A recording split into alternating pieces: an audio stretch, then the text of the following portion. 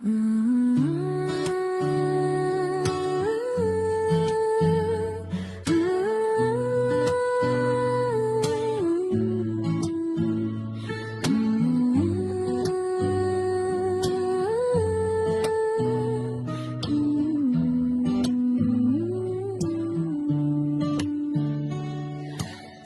ยงคำส่งตามสายลอยกลางนภาเบาสบายเข้าหัวใจเปิดฟังเมื่อไรก็เหมือนได้พักใจนั่งยิ้มเบา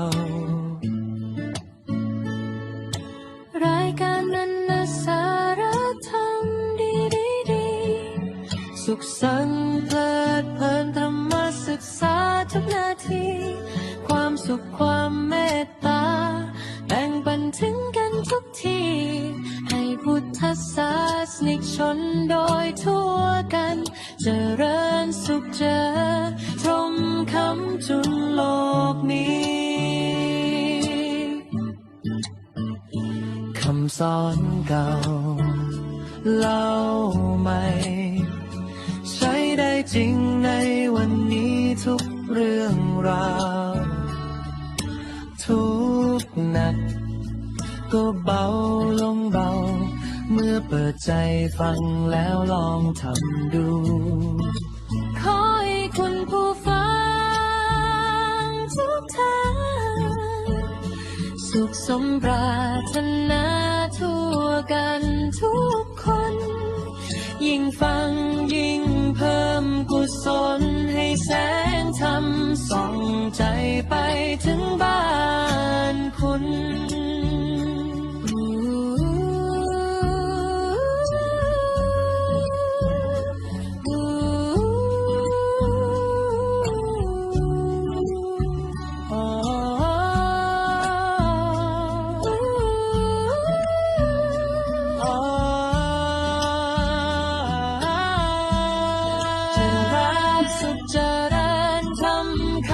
จุนโลกนี้ขอให้คุณผู้ฟังทุกท่านสุขสมปรารถนาทั่วกันทุกคนยิ่งฟังยิ่งเพิ่มกุศลให้แสงธรรมส่องใจไปถึงบ้านคุณ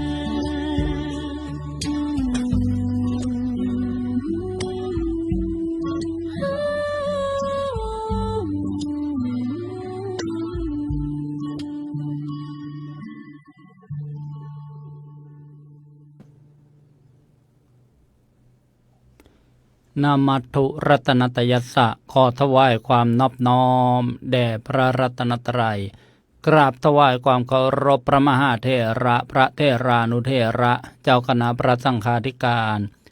กราบขอโอกาสครูบาอาจารย์พระธรรมวิทยากรในห้องประชุมสนทนาธรรมนานาสาระธรรมดีมีพระอาจารย์พระครูเกษมพิศโสพลเป็นประธานพระอาจารย์พระครูสุนทรธรรมนิเทศด็อกเตอร์และครูบาอาจารย์พระธรรมวิทยากรทุกรูปครับขอความสุขความเจริญในธรรมจงบังเกิดมีแก่ญาติโยมผู้ชมผู้ฟังทุกท่านขณะนี้ท่านกำลังรับชมและรับฟังรายการสนทนาธรรมออนไลน์นานาสาระธรรมดี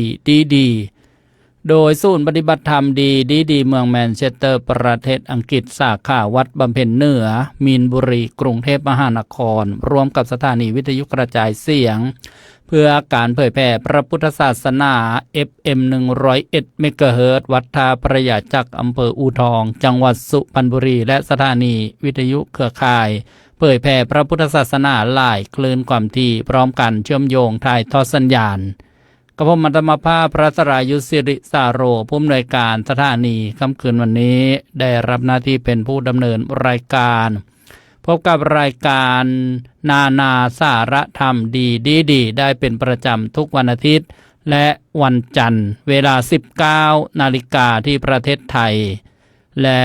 ที่ประเทศอังกฤษเวลาเที่ยงวันในยุโรปบ่าย 1 โมงสหรัฐอเมริกาแคลิฟอร์เนีย 4 นาฬิกานิวยอร์ก 17 นาฬิกาและรายการนานาสาระธรรมดีสเปเชียลดำเนินรายการในวันพฤหัสบดีและวันศุกร์เวลาเดียวกันนี้พบกันวันนี้ตรงกับวันพระวันธรรมมัสวนะแรม14ค่ำเดือน3ปีมะเสงวันจันทร์ที่16กุมภาพันธ์พุทธศักราช2569ภาคออนไลน์พบกันตั้งแต่เวลา 19 นาฬิกาเป็นต้นไปและสถานีวิทยุกระจายเสียงเริ่มพบกันในเวลา 19 นาฬิกา30 นาทีเป็นต้นไประยะเวลาในการสนทนาธรรมโดยประมาณ2 ชั่วโมงค่ำคืนวันนี้หัวข้อสนทนาธรรมอยู่กันในบรรยากาศวันแห่งความรักที่เพิ่งจะผ่านไปไม่กี่วันนี้จึงมีหัวข้อว่ารักนี้ดีแน่นะรักแท้ดีกว่านะต่อจากเมื่อวานนี้จากวันวาเลนไทน์สู่วาเลนธรรมได้รับความเมตตาจากครูบาอาจารย์ได้ร่วมเข้ามาในห้องประชุมสนทนาตอนนี้นะ6 รูป 6 ธรรมาสน์ด้วยกันก็เจริญพรทักทายญาติโยมเข้ามาแล้วช่วยกันกดถูกใจกดไลค์กดแชร์ทุกแพลตฟอร์มที่นะท่านได้รับชมนะรับฟังอยู่ระหว่างดำเนินรายการก็จะนำข้อความนะขึ้นเป็นระยะก็จะได้เจริญพรญาติโยมนำมากราบนมัสการครูบาอาจารย์พระธรรมวิทยากรพระธรรมทูตนะพระนักเทศน์พระนักเผยแผ่พร้อมกับผู้ดำเนินรายการรูปแรกได้รับความเมตตาจากพระอาจารย์พระครูเกษมพิษโสพลผู้ช่วยเจ้าอาวาสวัดพิษโสภารามผู้อำนวยการสถานีวิทยุกระจายเสียงวัดพิษโสภาราม FM 102.75 เมกะเฮิรตซ์ตำบลแก้งเหนืออำเภอเขมราชจังหวัดอุบลราชธานีถวายความเคารพครับรูปต่อมาพระอาจารย์พระครูสุนทรธรรมนิเทศด็อกเตอร์ผู้ช่วยเจ้าอาวาสพระอารามหลวงวัดชนาทิพย์เฉลิมอำเภอเมืองจังหวัดสตูลถวายความเคารพครับรูปต่อมาพระอาจารย์พระครูสมุสมพรญาณวุฒโธผู้ช่วยเจ้าอาวาสวัดพระทองหรือว่าวัดพระพุทธอำเภอทะลางจังหวัดภูเก็ตถวายความเคารพครับ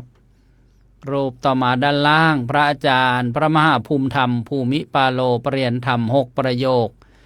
วัดบำเพ็ญเหนือมีนบุรีกรุงเทพมหานครประธานศูนย์ปฏิบัติธรรมดีเมืองแมนเชสเตอร์ประเทศอังกฤษถวายความเคารพครับ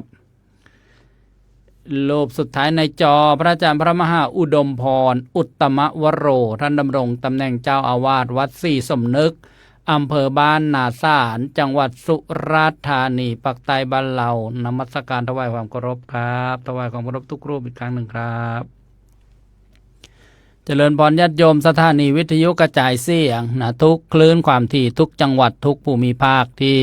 หมุนคืนมาสดับรับฟังค่ำคืนวันนี้รักนี้ดีแน่นะรักแท้ดีกว่าจะน่าสนใจมีหลักธรรมในพระพุทธศาสนาอย่างไรจะได้มาสดับรับฟังกันขอความเมตตากราบอาราธนาพระอาจารย์พระครูเกษมพิษโสพลผู้เป็นประธานได้เริ่มการสนทนาธรรมค่ำคืนวันนี้ด้วยความเคารพครับขอความนอบน้อมแด่พระรัตนตรัยขอถวายความเคารพพระเถรานุเถระทุกรูปขอความสุขความเจริญในธรรมจงมีแก่ญาติโยมสาธุชนทุกท่านที่กำลังติดตามรับฟังรายการนานาสารธรรมดีสำหรับหัวข้อเรื่องนานาสารธรรมดีในค่ำคืนมื้อนี้ก็เรื่องที่แท้เฮาเจ้าข่อยฮู้กันแต่บ่ฮู้จักฮู้กันแต่ว่าบ่จักของแท้นี่คือปัญหาโยมเป็นหยังรายการนี้จังเว้าเรื่องนี้ถึง2 วันเพราะคนฮู้กันแต่บ่จักของแท้เพราะฉะนั้นพระเลยย่อมเมื่อยย่อมเหนื่อยถึง2 วันซ้อนก็ย่อมเพราะหยังเพราะอยากให้โยมรู้จักของแท้ณปัจจุบันนี้นะบอกว่าสินค้าชิ้นใดก็ตามทุกคนอยากได้ของแท้ทั้งหมด แม่แต่กระทั่งแว่นตานี่โยมนี่คันว่ายี่ห้อยังคันว่าของเลียนแบบโอ้ยอยากเฟี้ยงปิ้งทั้งขยะพุ่นบ่เชื่อลองถามอาจารย์พระครูสมุสมพรมึงแม่แต่ของปลอมพระอาจารย์เจ้ามานี่ใจแวบเลยไอ้แค่แว่นตานะนี่โยมนะเออบานคันมาพูดถึงว่าโอ้ยมื้อนี้อาจารย์มหาภูมิธรรมมาจากอังกฤษเพิ่นได้ปากกามาฝากว่าซั่นแต่บัดเธอหูที่หลังว่าหัวปากกาปลอมปัดโถเอ้ยเบิดราคาเลยความนับถือกันก็ถอดเลยโยมเอ้ยเพราะหยังเพราะเจอของปลอมจังว่าเรื่องนี้คันครูบาอาจารย์เพิ่นก็เลยว่าต้อง2 วันนะวันเดียวไม่พออาตมาว่ามันน้อยไปโยมเอ้ยวันละหัวจักสัปดาห์หนึ่งอาตมาว่าจังสิพอดีโยมบางคนโมเน่ได้อาจจะภาคภูมิใจว่าเจ้าของประสบผลสำเร็จในความรักอาจจะเจอรักแบบปลอมๆก็ได้ใครจะไปรู้เพราะฉะนั้นถ้าผู้ใดเข้ามาศึกษาเรียนรู้พุทธศาสนาให้เข้าใจในหลักธรรมคำสอนที่ถูกต้องแล้วโยมจะภาคภูมิใจและสิบ่ใหญ่ขับทีสิดีแบบของแท้โยมยังหูจักบ่ล่ะ สภาพปัญหาสังคมปัจจุบันนี้เพราะหยังเพราะหูจักแต่วิธีรักแบบหลอกญาติโยมก็เลยช้ำชอกไปเรื่อยๆนักเขาพระยวัดกระเจอถูกรักแบบหลอกก็ช้ำชอกคือการโยมเว้ย จังว่าเชิญชวนเด้อญาติโยมเด้อโยมอย่าปาปากกากับกระดาษหรือบนสันกับบันทึกเสียงไว้เอาไปซอยกันเผยแพร่ว่าเนี่ยของแท้ต้องสีกกระดาษแขกออกให้เบิ่งเลยว่ารักแท้สิเป็นยังไงปัญหาของเฮาบ้านเฮามีอยู่เสมอนี่ลูกถูกฆ่าทั้งขยะก็เพราะรักปลอมพ่อแม่โดนลูกในไส้ฆ่าก็เพราะรักปลอมครูบาอาจารย์ในโรงเรียนถูกคนมาเล่เกตุงขาตายก็เพราะหลอกปลอมอลักปลอมยาร่างสูงที่สุดในเมืองไทยก็เพราะเจอรักปลอมโยมอย่าให้อาตมาเอาสถิติมาให้เบิ่งเถอะแต่ละพ่อสอนว่ายาล่างปีหนึ่งหลายปานใดเอาเป็นว่าเฮาเข้าใจกันก็แล้วกันนะ นั่นมันเกิดมาจากความรักที่บ่แท้จริงจังว่ารายการนานาสารธรรมดีนี่โยมต้องซอยกันเผยแผ่บอกกันต่อปากต่อปากแช่กันไปเรื่อยๆเป็นลูกโซ่ไปเรื่อย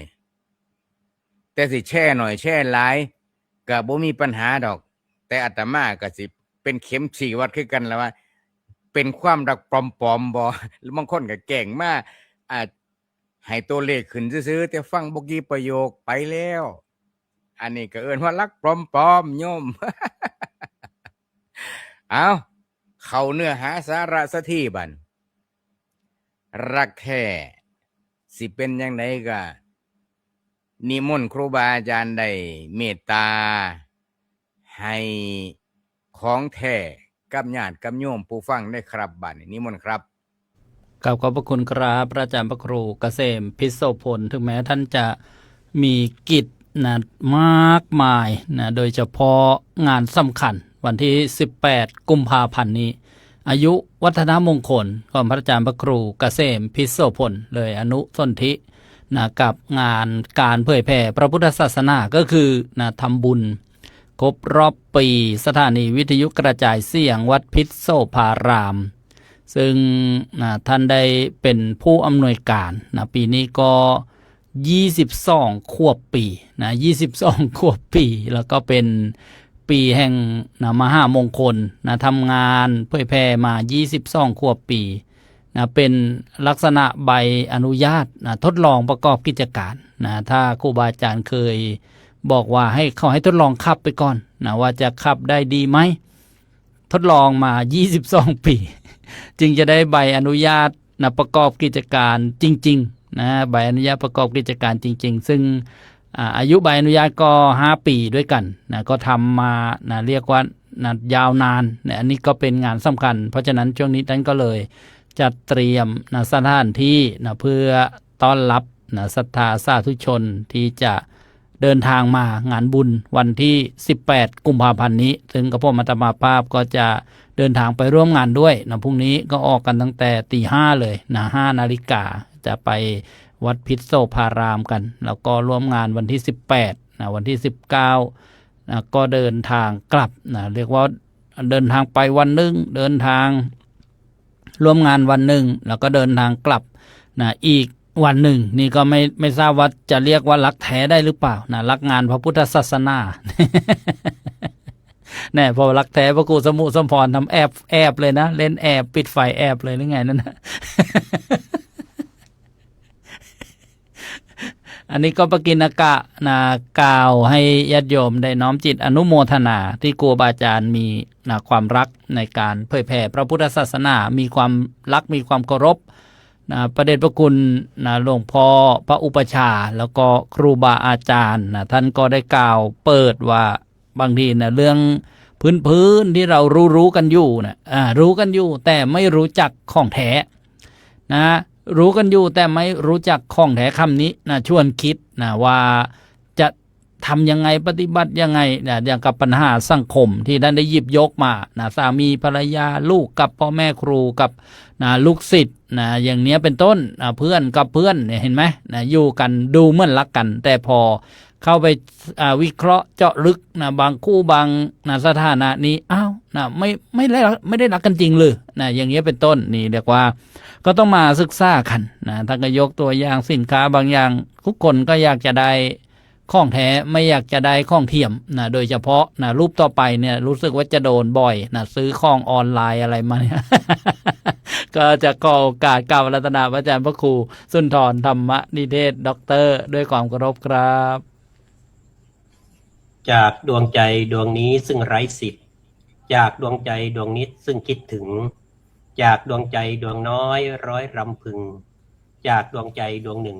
ซึ่งรักใครก็ไม่รู้นะ สิทธิ์หัวใจใครรักใครก็ไม่ผิดขอให้คิดสักนิดฉันผิดไหมฉันรักเธอก็ไม่ผิดสิทธิ์ของใจเธอรักใครก็ไม่ผิด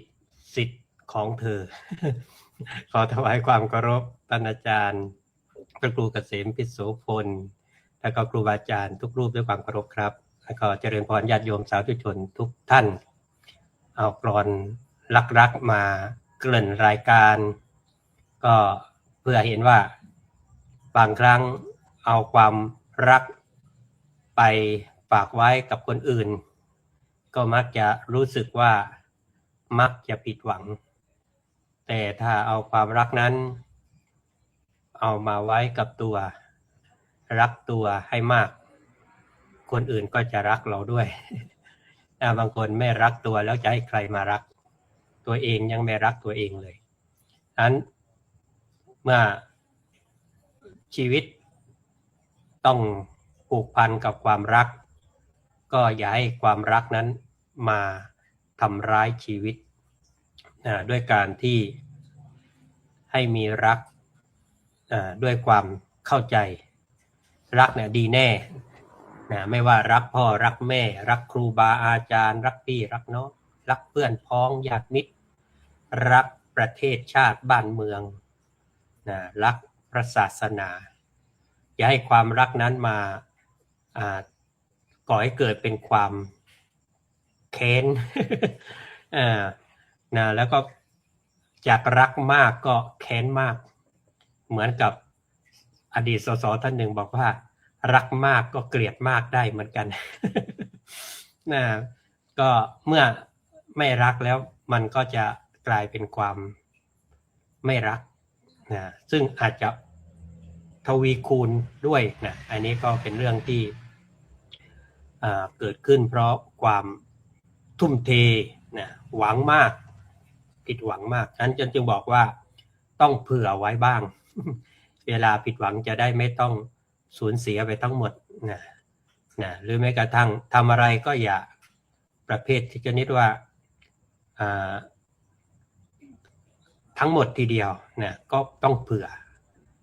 อไว้สำหรับเผื่อใจไว้สำหรับว่าเผื่อมันจะมีโอกาสที่จะได้อย่างอื่นบ้างจะได้ไม่สูญเสียไปทีเดียวทั้งหมดก็อันที่จริงเรื่องแว่นตาวันนี้ก็1 2 3 4 แว่นแล้วเนี่ยนะ4รูปเดียวที่ยังหนุ่มกว่าเพื่อนไม่ต้องใช้แว่นก็ไม่ต้องถูกหลอกไม่หลอกตานะวันก่อนนี่ผมเดินออกไปผมก็ว่าผมใส่แว่นแล้วนะแต่ผมหาแว่นไม่เจอผมก็ต้องเดินกลับมาที่ห้องอีกครั้งหนึ่งเดินหาแว่นหาอยู่ตั้งนานมันเกี่ยวอยู่ที่หูนี่ผมนึกว่าแว่นหายไปไหนมันใสจนกระทั่งมองไม่เห็นแว่นตาไม่ได้จับได้ต้องเลยว่ามันใส่อยู่หรือเปล่าให้เต้าเดินหาทำไมมันที่เรียกว่าเริ่มหลงแล้วแหละนะลืมด้วยหลงด้วยก็ยังดีว่ายังเจอนะเหมือนกับคนเหน็บปากกาไว้ที่หูว่าจะหาปากกามันอยู่ไหนบางคนเอาแว่นไปตั้งไว้ที่บนอะไรนะศีรษะแล้วแว่นหายไปไหนเหมือนวันก่อนก็เหมือนกันที่ว่ามองหาแว่นมันไปไหนที่ไหนได้เลนมันหลุดหายไปทำไมวันนี้มันมัวนะดีว่าไม่ไปเหยียบจนแตกอันนี้ก็วันนี้มีการประชุมนะเรื่องของการเตรียมการเรื่องการแห่ผ้าพระบทในงานวันมาฆบูชาของวัดชนาทิพย์เฉลิมวันนี้ก็ท่านผู้ว่าได้มอบหมายทางหน่วยงานราชการร่วมกับทางคณะกรรมการวัดโดยมีเป็นคุณอาจารย์รองเจ้าหน้าที่จังหวัดมานั่งเมตตาเป็นประธานในการที่จะเตรียมงานในการจัดพิธีก็มีโอกาสได้รับหน้าที่เป็นเลขานุการในฝ่ายอำนวยการเป็นคณะกรรมการและเลขานุการทีนี้ก็เอาละว่าความรักประโยคที่คุยกันค่ำคืนนี้ว่ารักนี้ดีแน่แต่รักแท้น่ะดีกว่าก็เป็นคำที่ให้เราฉุกคิดเรื่องระดับของความรักเลเวลของความรักมีอะไรบ้างว่ามีทั้งแบบที่ดีและแบบที่ดีกว่า มันแบบดีแล้วก็ดีกว่าเป็นยังไงรักนี้ดีแน่คือความรักแบบมนุษย์บุตุชนทั่วไปที่เราทั้งหลายเคยมีกันนะสำหรับบางท่านบางคนก็เป็นต้นว่ารักแฟนรักแฟนรักครอบครัวรักเพื่อนรักลูกบางคนก็รักหมารักแมวรักสัตว์ก็เป็นความรักทั่วไปที่มนุษย์เราต่างก็มีกันลักษณะรักแบบนี้จะมีความห่วงใยก็อยากให้เขามีความสุขด้วยแล้วก็พร้อมที่จะช่วยเหลือเกื้อกูลแต่ก็ยังแฝงด้วยความยึดติดว่านั่นเป็นของเรามีความคาดหวังว่าเขาจะต้องเป็นอย่างนั้นอย่างนี้แล้วก็กลัวความสูญเสียที่จะเกิดขึ้นว่าเขาจะเป็นอะไรไปถ้าถูกทอดทิ้งไม่สมหวังหรือพลัดพรากความรักก็จะกลายเป็นความทุกข์ขึ้นมาทันทีเป็นรักที่ดีเพราะทำให้โลกดูอบอุ่นแต่ก็ยังไม่พ้นทุกข์เคยมีนักร้องคนหนึ่งเคยบอกว่าถ้าจะรักฉันรักหมาฉันด้วย เพราะฉันเป็นคนรักหมาเฉพาะอาหารหมาเดือนหนึ่งหลักหมื่นนะโห เป็นนักร้องดังด้วยแล้วก็ปรากฏว่าสุดท้ายก็ต้องแยกกันนะไม่รู้ว่าเป็นเพราะผิดใจกับหมาหรือผิดใจกับแฟนนะ นี่ก็เรียกว่ารักแบบนี้มันก็ดีหรอกแต่ว่ามันก็จะเป็นความทุกข์ขึ้นมาเพราะว่าไม่ได้ดั่งใจแต่ถ้าเป็นรักแท้เนี่ยมันดีกว่านะเพราะเป็นความรักในความหมายทางธรรมะที่เรียกว่าเมตตากรุณาแบบบริสุทธิ์นะ ในลักษณะของรักแท้เป็นยังไงรักโดยไม่ยึดนะไม่ครอบครองเป็นของตนไม่หวังให้เขาเป็นของเราแล้วก็ไม่มีเงื่อนไขว่าจะต้องมาทำให้เราพอใจนะถึงจะรักสุขได้แม้เขาจะไม่ได้มาอยู่กับเรานะอยู่กับใครก็ได้แต่เราก็มีความสุขเห็นเขามีความสุขเป็นรักที่ให้มากกว่ารักที่เอาที่เกิดพูดนี่คือรักที่รักแล้วไม่ทุกข์รักแล้วไม่ทุกข์และไม่ทำให้ใครทุกข์ด้วยนะเพราะมันเป็นความรักที่บริสุทธิ์รักนี้ดีรักเพราะอยากได้รักเพราะกลัวเสียรักแล้วหวงรักแล้วผูกรักแล้วทุกข์ แต่รักแท้ดีกว่าเพราะรักเพราะอยากให้รักแล้วไม่กลัวรักแล้วก็วางได้รักแล้วปล่อยได้รักแล้วเบาสงบอันนี้รักแท้นะ นะรักแท้นะ ถ้ารักไม่แท้ก็จะเป็นพลาสติกอันนี้น่าจะเป็นรักที่ธรรมชาติอันแก่นแท้ของประโยคที่ว่ารักแบบโลกก็ดีหรอกนะแต่รักแบบเข้าใจธรรมจะดีกว่าเพราะรักแท้ไม่ใช่แค่ทำให้ชีวิตหวานแต่ทำให้ใจเป็นอิสระด้วยเช่นในชีวิตเราเนี่ยแฟนประสบความสำเร็จแต่ต้องไปอยู่ต่างประเทศสมมุตินะรักนี้ดีแน่เป็นยังไงเสียใจสิโอ๊ยกลัวเหงาอยากให้เขาอยู่กับเราโอ๊ยไม่รู้เขาเป็นยังไงบ้างไปแล้วต้องโทรหาอยู่ตลอดเวลาจนเขาไม่ต้องทำหากินอะไรแล้วเดี๋ยวโทรโทรตามโทรจนกระทั่งเขาต้องวางสายแล้วบอกแหมเจ้านายจะว่าเอาเดี๋ยวก็จะให้รีบกลับเมืองไทย แหมรับแต่โทรศัพท์แต่รักแท้ดีกว่าเป็นยังไงยินดีในความสำเร็จนะแม้ไม่ได้ครอบครองหรือเขาอยู่ที่ไหนเราก็มีความสุขได้หรือว่าลูกพ่อแม่ที่ลูกโตแล้วก็เลือกเส้นทางชีวิตเขาเองถ้าเป็นรักนี้ดีแน่เป็นไงกลัวลูกไม่รู้จะเป็นยังไงบ้างกลัวเขาจะผิดหวังกลัวจะเป็นไงอยากจะควบคุมเขาให้อยู่ในการดูแลของเราอย่างนี้เขาก็ไม่อิสระในการที่จะเลือกทางเดินชีวิตแต่รักแท้ดีกว่าก็คือเคารพในการตัดสินใจแล้วก็อยู่เบื้องหลังความสำเร็จของเขาด้วยการให้การสนับสนุนนะไม่ไปขัดขวางไม่ไปเจ้ากี้เจ้าการมากนักนะให้เขาเลือกตัดสินใจเองบ้างสรุปว่ารักนี้ดีแน่เพราะรักแบบมีตัวเราเป็นศูนย์กลางอันนี้คือเอาตัวเองเป็นศูนย์กลางต้องเป็นอย่างที่ฉันอยากให้เป็นแต่รักแท้ดีกว่ารักแบบนี้ไม่มีตัวเราเป็นเจ้าของอิสระไม่คิดจะครอบครองรักแบบแรกทำให้โลกสวย แต่รักแบบสองเนี่ยช่วยให้เราพ้นทุกข์เลยนะมันจะคิดว่ารักแบบไหนที่จะทำให้ใจเราเป็นสุขได้รักไปเถอะนะเพราะว่ารักนั้นงดงามนะการเรียนก็ก้าวหน้าเพราะรักพาให้ขยันเป็นกำลังใจให้แก่กันและกันก้าวสู่ฝันอันตั้งใจนะขอฝากสำหรับนักเรียนที่อยู่ในวัยเรียนถ้าจะมีความรักก็ขอให้ใช้ความรักให้เป็นประโยชน์กับการมีชีวิตที่ดีและก็ไปสู่ความสำเร็จนะส่วนรักที่จะอยู่ด้วยกันด้วยการครอบครองก็อาจจะต้องใช้เวลาสักนิดหนึ่งนะเพื่อให้มีความพร้อมอย่ารักจนกระทั่งต้องมาอกหักเพราะผิดหวังแล้วการเรียนก็ชะหักอนาคตก็ดับสูญฉะนั้นต้องขอให้กำลังใจนะสำหรับคนที่อยู่ในห่วงของความรัก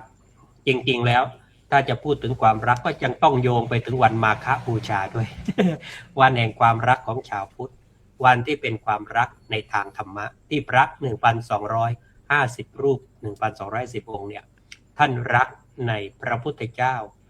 ในธรรมะของพระพุทธเจ้าเพื่อที่จะแผ่ความรักนั้นให้ไปสู่ชาวโลกนะด้วยการเผยแผ่ความดีงามนะซึ่งทุกรูปต่างก็มีเมตตาเพราะเป็นพระอรหันต์ทั้งสิ้นเหมือนความรักที่พระพุทธเจ้ามีและพระอรหันต์เหล่านั้นท่านก็สานต่อความรักไปยังเพื่อนมนุษย์นะให้ได้ พบความรักที่ถูกต้องสูงสุดไม่เฉพาะรักแก่มนุษย์เท่านั้นนะยังแบ่งปันให้รักนี้ขึ้นไปถึงบนสวรรค์เทวดาก็ยังได้รับความรักจากพระพุทธเจ้าด้วยนะด้วยการแบ่งปันธรรมะนะเรียกว่าพระอภิธรรม7คัมภีร์จนเทวดารวมทั้งพระพุทธมารดาซึ่งไปเกิดเป็นเทพบุตรอยู่สวรรค์ชั้นดุสิตได้ดวงตาเห็นธรรมกันเป็นจำนวนมากก็ขอให้ความรักนั้นเป็นเครื่องหล่อเลี้ยงจิตใจให้ท่านทั้งหลายแม้ยังอยู่ในรักแท้แต่ก้าวไปสู่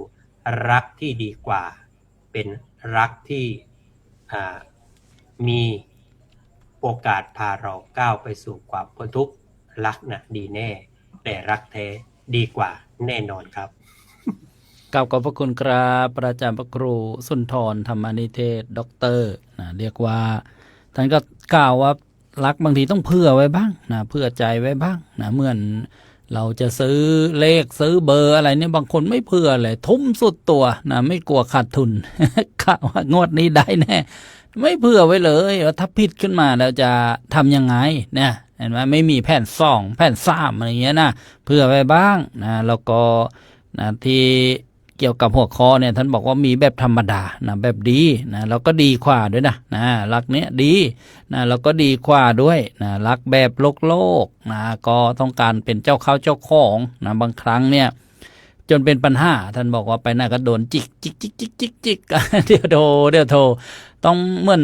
จะต้องอะไรออนไลน์24ชั่วโมงอะไรประมาณนั้นหรือเปล่าเหมือนทีวีวิดีโอวงจรปิดเลยจะต้องเห็นกันตลอดอย่างนั้นบางทีก็ไม่เป็นอันทำการทำงานนะเราจะเป็นโทษด้วยจะโดนเจ้านายไล่ออกเอานะแล้วก็รักแท้นี่ก็นะอิสระนะอยากให้เขานะได้ดำเนินทางหรือทำหน้าที่นะทำการงานอะไรต่างๆรักเนี่ยดีนะแต่รักนะต้องรักให้เป็นรักให้แท้ยกตัวอย่างเหมือนในเรื่องของแม่ผัวลูกสะใภ้แม่ก็รักลูกชายบางอย่างบางครอบครัวนี่จนเป็นปัญหากันเลยทีเดียวนะกลัวนะลูกสะใภ้นะมาแย่งความรักนะจากลูกชายไปก็คงจะมีอยู่จริงเหมือนในละครน้ำเน่าร่างข่าวอะไรเงี้ยละครก็บอกว่าเอามาจากชีวิตจริง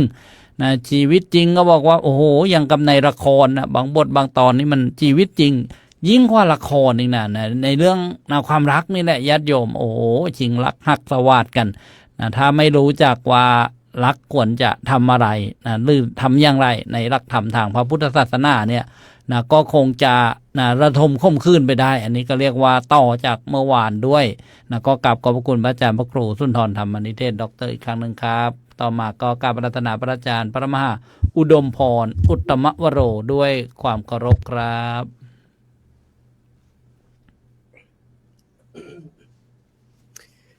เคารพน้อมแด่คุณพระศรีรัตนตรัยกราบถวายความเคารพท่านพระอาจารย์พระครูเกษมพิษโสพลท่านพระอาจารย์พระครูสุนทรธรรมนิเทศและก็ท่านพระอาจารย์มหาภูมิธรรมท่านพระอาจารย์สรายุทธด้วยความเคารพครับเจริญพรญาติโยมวันนี้พระเอารักมาฝาก แต่เป็นความรักแบบพระนะครับถ้าพูดถึงความรักบนโลกใบนี้นะฮะทุกคนก็อยากได้นะครับมีใครอยากต้องการให้ตัวเองนั้นเป็นคนเด่นเป็นคนดีเป็นคนดังอยากให้หลายๆคนนั้นมาสนใจตัวเองอยากให้เราเป็นที่ชื่นอกชื่นใจหลายๆคนต้องการเหมือนกันมันจึงมีพยายามหาเวทมนต์กลเสน่ห์เข้ามาประคับประคองประดังชีวิตตัวเองนะบางทีหน้าตาเหี่ยวๆก็ต้องพยายามดึงร้อยไหมร้อยนู่นร้อยนี่เพื่อให้ตัวเองนั้นดูดีเป็นที่ติดอกติดใจของหลายๆคนนี่คือมันเป็นเรื่องปกติมันเป็นเรื่องปกติของโลกใบนี้นะครับแล้วก็คำว่ารักเนี่ยมันไม่ใช่สิ่งที่ผิดแปลกแหวกแนวอะไรเลยมันก็อยู่ของมันอยู่แบบนี้นะมันอยู่คู่กับโลกใบนี้ด้วยและคนสองคนเนี่ยไม่ว่าความรักของคนสองคนมาเจอกันเนี่ยไม่ว่าจะเป็นเรื่องความรักหรือความแค้นมันก็ไม่ใช่เรื่องบังเอิญมันเกิดจากสิ่งปุเพนิวาสนะก็คือเราก็เคยร่วมอาศัยดูแลซึ่งกันและกันมาในชาติปางก่อนเคยทำดี นะเคยทำดีเอื้อเฟื้อเผื่อแผ่ซึ่งกันและกันมานะบางคนทำดีบางคนก็ทำไม่ดีบางคนก็นะฮะกลายเป็นคู่อริคู่แค้นคู่เวรคู่กรรมไปก็เลยก็มีนะอันนี้รักแบบแค้นๆรักเหมือนถ้ารักแบบแค้นๆต้องรักแบบพังพรกับงูเห่านะฮะใครสมัยเรียนมหาปรริญญานั้นประโยค1-2ไหมฮะในเรื่องของยักษินี มี นะอาจารย์ มีกับไม้สะเคากากับนกเขาพังพรก็งูเห่าอะไรอย่างเงี้ย ใช่ใช่ครับ ไปมาหัวหมุนไปหมดเลยนะฮะนี่คือคู่เวรคู่กรรมกันหลายๆคนก็พยายามอยากจะคือคนเราเนี่ยมันต้องการในสิ่งที่ตัวเองไม่มีไงแล้วก็เลยพยายามดิ้นรนขวนขวายนะฮะมันก็เลยทำให้ได้บ้างไม่ได้บ้างไอ้คนที่ได้ไปก็โชคดีไอ้คนที่ไม่ได้ก็กินร้อนนอนทุกข์อยู่อีกนี่ความรัก แต่ว่าความรักที่จะพูดในวันนี้แบ่งเป็น2ประเภทนะครับความรักแบบทางโลกและก็ความรักแบบทางธรรม ความรักแบบทางโลกที่ว่ารักแท้คืออะไรหลายคนให้นิยามหลายคนให้ความหมายว่ารักแท้ก็คือการที่คน2คนอยู่ด้วยกันแล้วอีกคนหนึ่งมีความซื่อสัตย์ไม่นอกใจกันไม่หลอกลวงกันมีความรับผิดชอบดูแลกันในยามสุขและยามทุกข์มีการเสียสละยอมลดทิฐิตัวเองลดอัตตานะลดอีโก้ลดความอะไรต่างๆเพื่อเป็นการสารสายสัมพันธ์ให้มันมีความมั่นคงทางจิตใจได้ไม่ทอดทิ้งกันเมื่อมันเกิดปัญหากันทุกคนอยากได้แบบนี้นะมันเปรียบเสมือนถ้าเปรียบเสมือนก็เปรียบเสมือนสัญญาที่เราต้องมาเซ็นสัญญาแต่มันเป็นสัญญาระยะยาวนะฮะที่ทั้ง2ฝ่ายต่างต้องรักษาคำมั่นสัญญานี้ไว้ให้ตลอดรอดฝั่งมันไม่ใช่เพียงสัญญาแค่ตกลงข้อตกลงชั่วครั้งชั่วคราวหรือว่าอะไรแบบนี้หรือว่าตกลงตามอารมณ์อะไรแบบนี้ใช้อารมณ์เป็นเหตุไม่ใช่นะฮะรักแท้ทางโลกก็คือความรักที่มีความจริงใจและก็รับผิดชอบใช่ไหมที่คุณโยมต้องการแบบนี้ใช่ไหม นี่คือความรักที่เราต้องการหนุ่มๆสาวๆหลายๆคนต้องการนะฮะใครได้ไปแล้วก็โชคดีหน่อยนะส่วนใครไม่ได้ก็หากันไปต่อนะหาจนแก่จนเฒ่าตาคุณโยมตายเนี่ยอาตมาเนี่ยมีเมียหลายคน อายุ80กว่าแล้วมีเมียอีกนะฮะคือมันต้องเข้าใจว่าคนสูงอายุเนี่ยทำไมตาเราถึงมีเมียเยอะๆโยมพ่อเนี่ยมีเมียอยู่4-5คนเขากลัวว่าวิชาของโยมพ่อจะตกลงที่กับผม นะพวกพี่ๆเนี่ยจะเป็นผู้หญิงหมดเลยมีผู้ชายอยู่2คน3คนนะ10คนที่เหลือเป็นผู้หญิงหมดเลยไอ้เราเป็นคนเล็กนะผู้ชายกลัวคือพวกพี่ๆก็จะแซวว่ากลัวว่าวิชาของพ่อเนี่ยจะลงมาที่เราดีหน่อยว่าเราเป็นคนที่ชิงบวชซะก่อนครับ เขาโล่งใจไปนะฮะนี่คือความรักในเอ่อในทางโลกทีนี้มาดูความรักในทางธรรมความรักในทางธรรมก็คือว่ามันเป็นความรักที่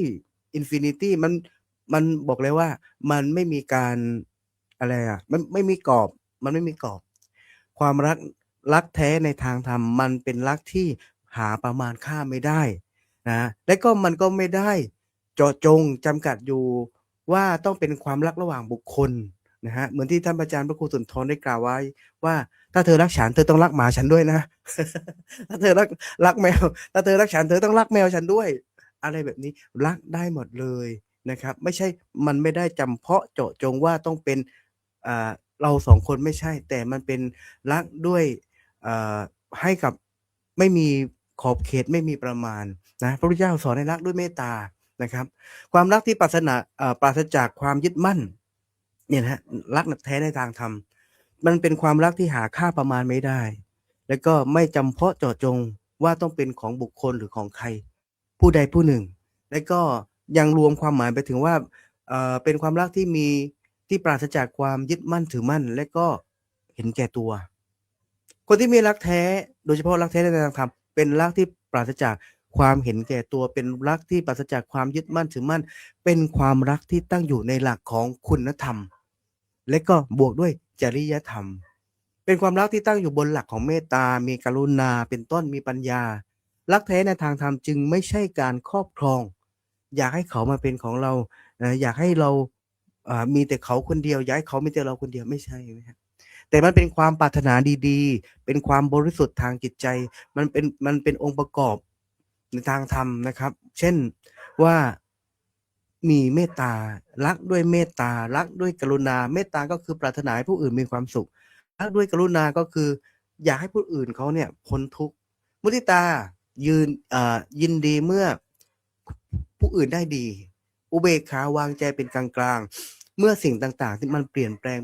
ไปโดยที่เราไม่สามารถควบคุมได้ก็วางใจให้มันพอเหมาะพอดีอันนี้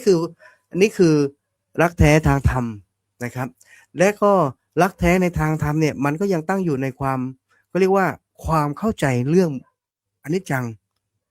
เรื่องของกฎไตรลักษณ์ที่พูดไปเมื่อคืนนะฮะใน EP ที่แล้วว่าถ้าอยากจะมีรักแท้จริงๆเนี่ยแล้วก็อยากจะมีรักแท้โดยที่เราไม่ต้องเป็นกินร้อนนอนทุกข์เราก็ต้องรู้จักใช้ชีวิตให้เหมาะกับ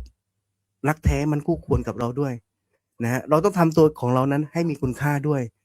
ถ้าอยากได้สิ่งที่มีค่าเราก็ต้องทำตัวเรานั้นให้มันมีค่าที่จะเหมาะสมกับสิ่งของนั้นๆด้วยนะครับแบบนี้ความรักมันถึงจะมีความสุขถ้าเรามีความคิดใหม่ๆรักด้วย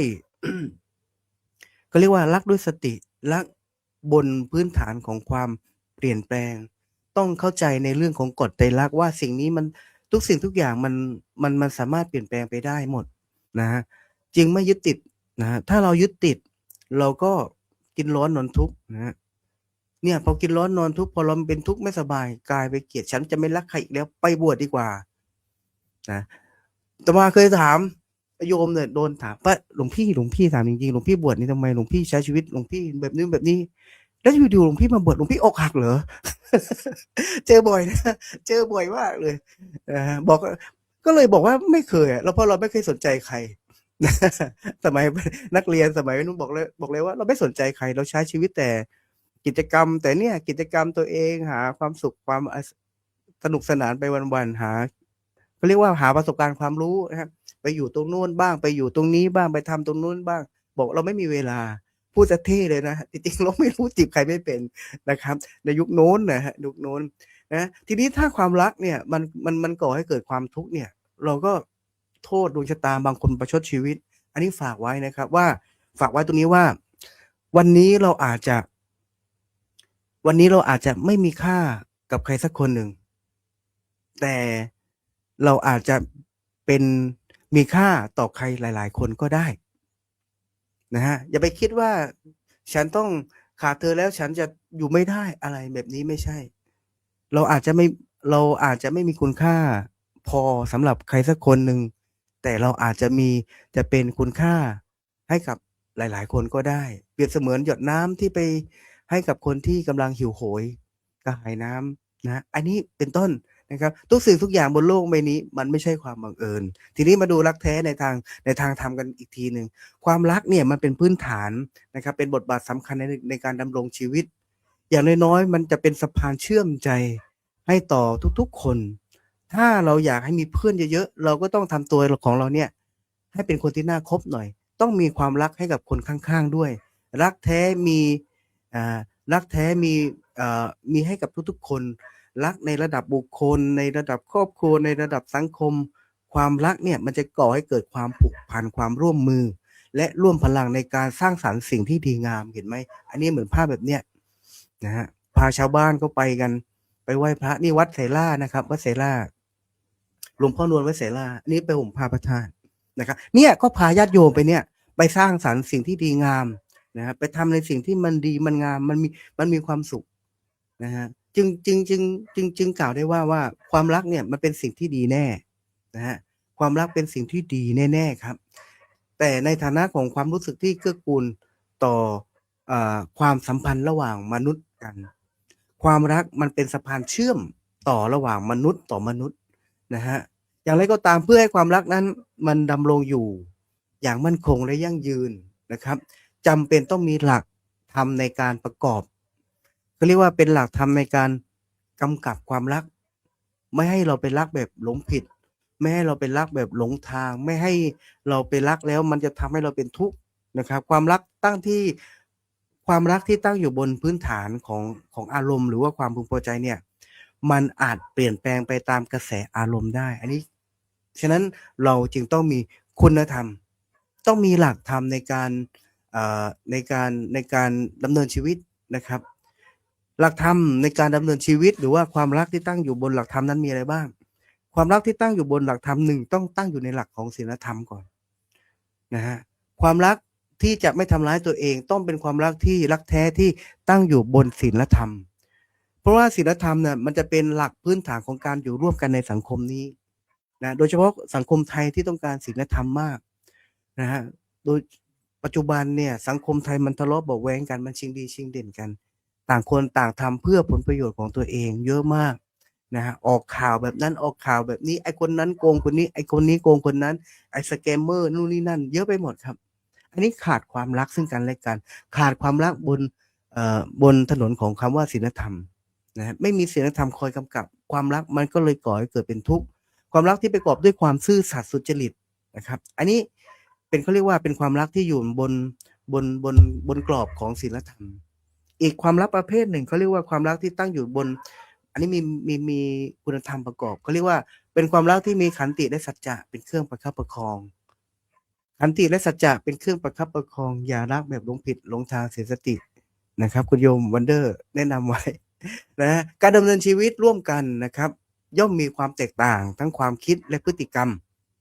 หากปราศจากความขันติหากปราศจากความอดทนอดกั้นปราศจากสัจจะความซื่อสัตย์หรือว่าความจริงใจในการรักษาคำมั่นสัญญาความสัมพันธ์นั้นๆมันก็ต้องเสี่ยงที่จะก่อให้เกิดความแตกร้าวได้ดังนั้นความรักแท้นะรักแท้อะไรนะเมื่อกี้หัวข้อรักที่รักนี้ดีแน่รักแท้ดีกว่านะ เป็นคนที่ไม่ค่อยท่องจำหัวข้อขออภัยนะครับลืมทุกทีนะฮะฉะนั้นรักแท้นะฮะรักแท้ในที่นี้หมายความรักที่ประกอบด้วยคุณธรรมประคับประคองเป็นกอบเป็นกรรมเป็นกอบเป็นลิมิตให้เราประคับประคองให้ตัวเรานะครับรักที่ประกอบด้วยสัจจะนะเมื่อกี้รักด้วยประกอบด้วยศีลธรรมรักที่ประกอบด้วยความซื่อสัตย์ความสัจจะความขันติต่อไปข้อที่3ก็คือความรักที่มีสติและปัญญาเป็นแนวทางสติจะช่วยให้บุคคลสามารถควบคุมอารมณ์และพฤติกรรมของตนเองนั้นได้อย่างเหมาะสมมีปัญญาช่วยให้เราเข้าใจสภาพของความเป็นจริงของชีวิตว่าทุกชีวิตย่อมมีการเปลี่ยนแปลงอยู่ตลอดเวลาทุกชีวิตมีความไม่เที่ยงแท้เป็นที่ตั้งเมื่อความรักมีสติและมีปัญญาเมื่อความรักมีสติและปัญญาเป็นแนวทางกำกับมันก็จะย่อมลดความขัดแย้งอันเกิดจากความเข้าใจที่คลาดเคลื่อนได้ส่วนใหญ่คนที่ทะเลาะกันเนี่ยเขาไม่รักกันถูกต้องใช่คนที่รักกันอยู่ๆมาทะเลาะกันเพราะว่ามันเข้าใจคลาดเคลื่อนกันแต่มาเคยประสานงานกับคนหนึ่งเป็นคนที่เราคุยกับงานกับเขาไม่รู้เรื่องอะครับแปลกมากเลยเราพูดอีกเรื่องหนึ่งเขาไปอีกเรื่องหนึ่งเราพูดเรื่องนี้เขาไปเรื่องนู้นเราพูดเอาแค่นี้เขาไปทำอีกเราให้ไป10 บาทเขาไปจ่ายไป100เลยอะไรแบบนี้อาตมาก็บอกว่าเวลาคุยงานขออย่าไปคุยกับคนนี้ได้ไหมเนี่ยฮะเพราะว่า1เขาไม่ตั้งใจฟังที่เราพูดนะเขาไม่ตั้งใจที่เราฟังที่เราพูดแล้วทีนี้ความเข้าใจมันจึงคลาดเคลื่อนเพราะความเข้าใจคลาดเคลื่อนสุดท้ายมันเกิดความระหองระแหงกัน เกิดความไม่เข้าใจกันนะฮะเกิดปัญหานะครับเกิดความแตกร้าวทำไมหลวงพี่เขาพูดจาไม่รู้เรื่องผมอุตส่าห์ขับรถวิ่งตั้งไกลไปซื้อของมาให้ดูสิแกเอาแค่นี้เองอะไรเป็นแบบนี้นี่คือความรักที่ความรักที่มันเขาเรียกว่าขาดสตินะฮะเป็นความรักที่ไม่มีสติและไม่มีปัญญาในเป็นแนวทางในการดำเนินชีวิตแล้วก็ข้อสุดท้ายนอกจากมีข้อแรกก็มีความรักที่อยู่บนศีลธรรมข้อที่2เป็นความรักที่มีขันติมีสัจจะและข้อที่3ก็คือความรักที่มีแนวทางของปัญญานะครับและก็ข้อสุดท้ายก็คือความรักในฐานะของการให้และการเสียสละนี่ความรักในทางธรรมนะคุณโยมหลักธรรมเรื่องเมตตาและก็การให้เนี่ยมันสอนให้บุคคลนั้นมุ่งหวังประโยชน์เพื่อส่วนรวมมากกว่าเพื่อตัวเองมันจึงเป็นการให้ความรักที่หาค่าประมาณไม่ได้โดยเฉพาะความรักที่ให้ด้วยการให้อภัยเน้นที่การให้ความรักที่ให้ไป นะแล้วก็มีการให้อภัยให้การสนับสนุนซึ่งกันและกันอะไรแบบเนี้ยมันก็ย่อมก่อให้เกิดความเชื่อมสัมพันธ์มันก็ย่อมก่อให้เกิดความไม่มีการพลัดพรากนะเปรียบเสมือนกับความร่วมมือนะฮะเปรียบได้กับความร่วมมือต่างฝ่ายต่างก็มาร่วมเกื้อกูลร่วมกันสนับสนุนนะครับไม่ใช่รอที่จะเป็นผู้รับอย่างเดียวอันนี้เป็นต้นอันนี้คือแยกแยะให้เราได้ดูได้เข้าใจในเรื่องของคำว่าความรักโดยเฉพาะของคำว่ารักแท้นะฮะทั้งทางโลกแบ่งออกเป็นรักแท้ทางโลกและก็รักแท้ทางธรรมเขาจะมีแนวคิดที่แตกต่างกันไปนะครับแต่ว่าไม่ว่าจะเป็นความรักในทางไหนก็ตามแต่นะครับโลกนี้มันไม่มีสิ่งที่บังเอิญนะครับทุกสิ่งทุกอย่างที่มันเกิดขึ้นมันเกิดจากกัมมุนาวัตติโลโกก็เกิดจากสิ่งที่เราเคยสร้างเอาไว้ทั้งอดีตและก็ปัจจุบันนี้ผลกรรมที่เราสร้างเอาไว้ทั้งหมดทั้งมวลมันจะส่งผลให้กับเราโดยเฉพาะกรรมที่มันเกิดอยู่ในปัจจุบันเนี่ยถ้าเราอยากเป็นคนที่มีคนรักเยอะๆนะฮะเราต้องทำยังไงเราก็ต้องมีคุณธรรมตั้งไว้นะเหมือนที่พูดเอาไว้แล้วแต่ว่าถ้าเราไม่อยากมีคนรักเลยเราก็ไม่จำเป็นต้องไปรักใครถ้าเราไม่รักใครเดี๋ยวก็ไม่มีใครมายุ่งกับเราหรอกครับวันนี้ฝากเอาไว้เพียงเท่านี้ครับสาธุครับขอบพระคุณครับพระอาจารย์พระครูพระอาจารย์พระมหาอุดมพรอุตตมวโรนี่นะได้หลายนานาสาระนะเกี่ยวกับหัวข้อสนทนาธรรมนะรักนั้นดีแน่นะรักแท้ดีกว่าท่านก็บอกว่า2ประเด็นนะรักแท้ทางโลกต้องมีความจริงจังมีความจริงใจมีความรับผิดชอบนะแล้วก็ถ้าทางรักแท้ทางธรรมเนี่ยไม่มีลิมิตท่านบอกว่าอินฟินิตี้นะไม่มีกรอบด้วยนะก็คือนะรักก็นะต้องเข้าใจนะแล้วก็ต้องที่สำคัญเลยปราศจากความเห็นแก่ตัวเห็นแก่ได้นี่ต้องมีคุณธรรมนะเช่นพรหมวิหารเมตตากรุณามุทิตาอุเบกขามีความปรารถนาดีนะแล้วก็ที่เราพูดกันว่าฉันรักเธอรักฉันอะไรเนี่ยเมื่อมันผิดพลาดอะไรก็ต้องให้คุณค่ากับตัวเองหรือเราปรารถนาความรักที่แท้อย่างไรเราก็ต้องทำตัวให้เหมาะสมด้วยนะเหมือนของมีค่าอะไรต่างๆเนี่ยถ้าเกิดผู้ครอบครองไม่มีคุณสมบัติที่จะครอบครองไว้ได้เนี่ยก็จะต้องมีเหตุที่จะต้องจากไปก็ถวายความเคารพกับอาจารย์ครูสมุทรสมพรยานวุฒโธมาแบบร่อนๆนิดนึงนะญาติโยม น่าจะไฟดับหรือว่าสัญญาณอินเทอร์เน็ตขัดข้องเนี่ยว่าอาจารย์พระครูสมุทรสมพรเป็นยังไงบ้างครับดูสิเนี่ยจุดตะเกียงก็เอานี่หลวงพี่นิวเข้ามาอีกรูปหนึ่ง นมัสการครับหลวงพี่นิวพระอธิการสุรชาติกิติปาโลวัดธรรมตะเพียนทองท่านก็เป็นเจ้าอาวาสอยู่ที่อำเภอพัฒนานิคมจังหวัดลพบุรีก็ศาสนกิจเยอะก็ยังมีน้ำจิตน้ำใจเสริมนิดนึงว่าพระอาจารย์พระมหาอุดมพรนั้นบอกว่ารักที่เป็นความแท้หรือว่ารักแท้เนี่ยไม่มีลิมิตได้กล่าวไปว่าต้องมีหลักธรรมมีศีลธรรมมีศีลมีขันติมีสัจจะความจริงใจแล้วก็มีความเสียสละจาคะนี่ก็ได้ฟังกันเพลินเลยทีเดียวญาติโยมอนุโมทนาทุกท่านที่เข้ามารับชมรับฟังช่วยกันกดถูกใจกดไลค์กดแชร์เจริญพรทักทายทางสถานีวิทยุกระจายเสียงแม่วันนี้ทีมงานคัดเคลื่อนอีกแล้วปล่อยเวลาล่วงเลยไปรวม20นาทีเพิ่งจะถ่ายทอดสัญญาณเสียงเข้าสู่รายการก็ดูรักแท้บ้างรักไม่แท้บ้างอะไรบ้างก็เมื่อกี้ว่าจะรีบอาราธนาพระเจ้าพระครูสมุทรสมพรไปซะแล้ว ก็อาราธนาหลวงพี่นิวครับปฏิการสุรชาติกิติปาโลได้รวมสั่งสนทนาธรรมค่ำคืนวันนี้รักนี้ดีแน่รักแท้ดีกว่ามีความเห็นว่าอย่างไรบ้างครับขออาราธนาครับกราบถวายความเคารพกราบถวายความเคารพครูบาอาจารย์ทุกรูปนะครับโดยมีหลวงพ่อพระครูสุนทรธรรมานิเทศแล้วก็หลวงพ่อพระครูเกษมพิษโสพลนะครับแล้วก็ครูบาอาจารย์ทุกรูปด้วยครับครับแล้วก็ ก็ขอเจริญพรญาติโยมญาติธรรมทุกท่านทุกคนนะก็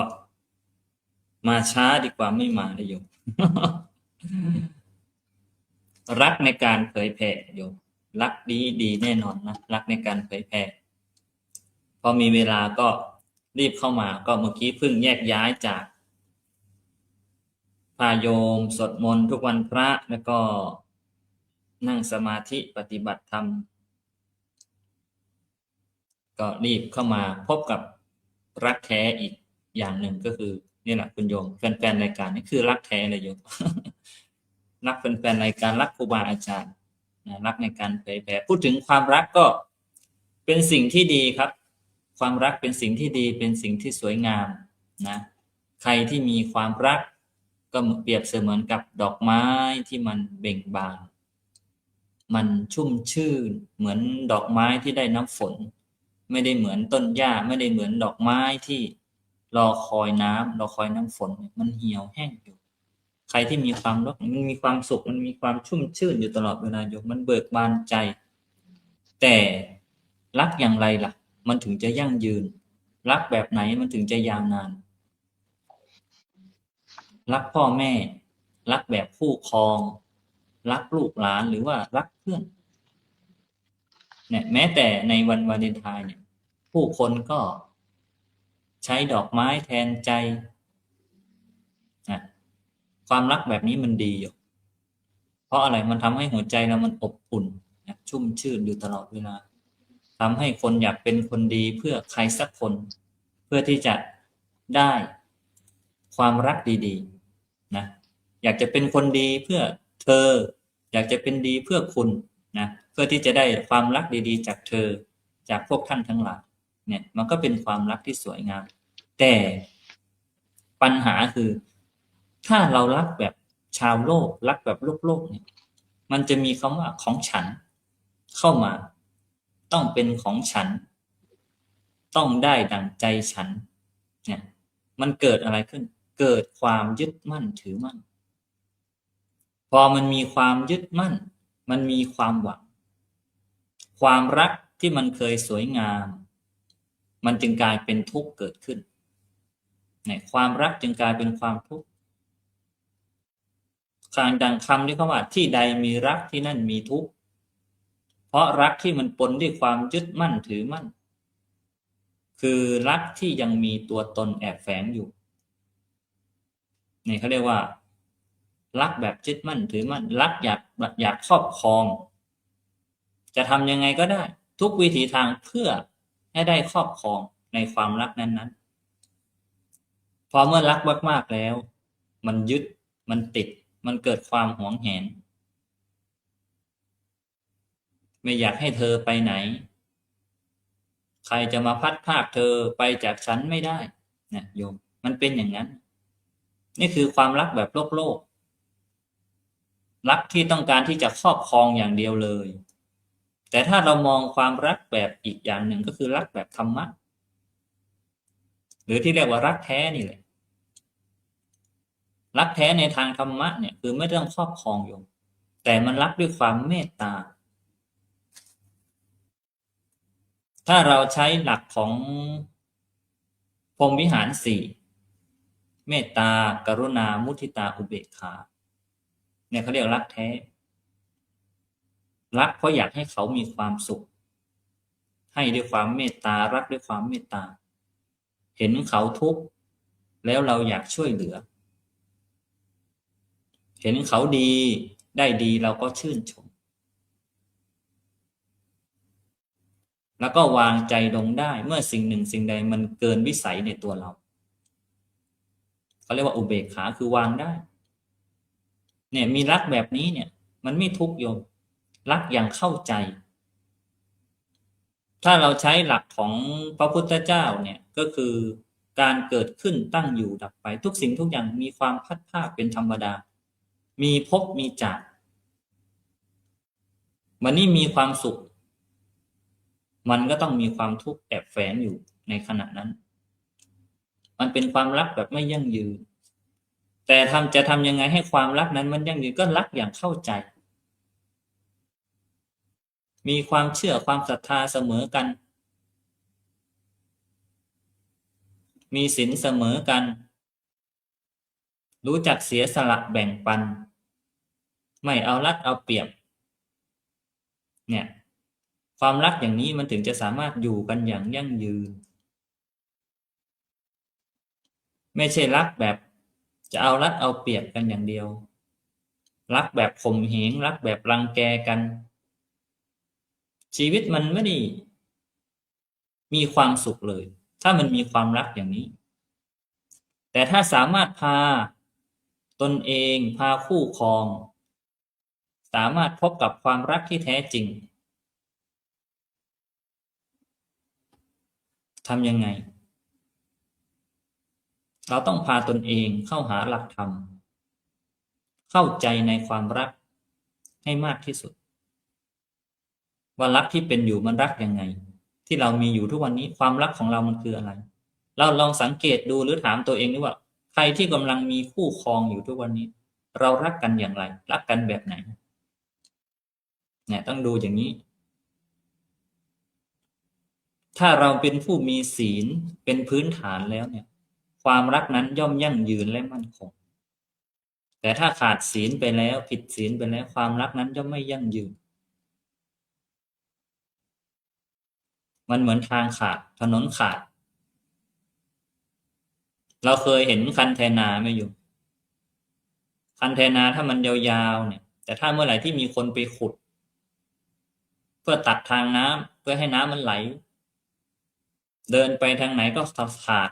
คันไถนามันขาดมันก็ไม่สมบูรณ์เดินไปทีก็ต้องกระโดดข้ามบางทีก็เป็นแผลเล็กๆบางทีก็เป็นแผลใหญ่ๆเพราะเราไม่ได้มีศีลเป็นพื้นฐานแต่ถ้าเมื่อไหร่ที่เรามีศีลเป็นพื้นฐานความรักนั้นมันถึงจะมั่นคงได้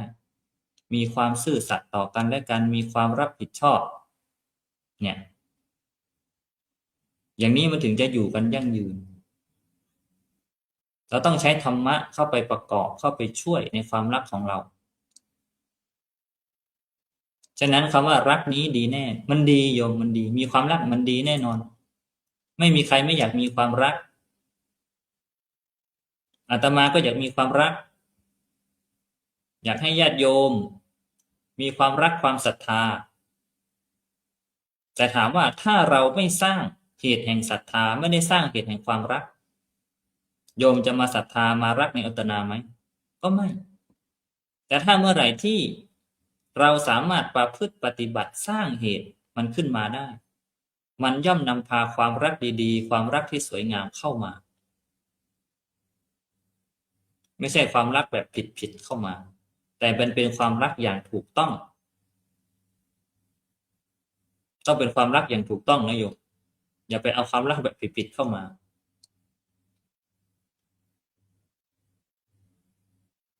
รักอย่างมีธรรมะรักในธรรมะ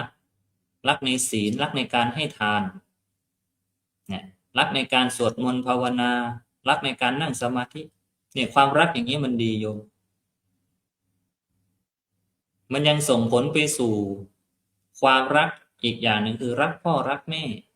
รักในความกตัญญูเนี่ยต้องมีความรักอย่างนี้ความรักโยมมันถึงจะมีคุณค่าแต่ถ้าเราเอาความรักบางทีเอาไปใช้ในสิ่งที่มันไม่ได้เป็นประโยชน์ไปใช้ในความรักแบบวัยรุ่นหนุ่มสาวเพียงแค่อยากได้มาครอบครองบางทีก็ใช้คำว่ารักฟุ่มเฟือยโยมเนี่ย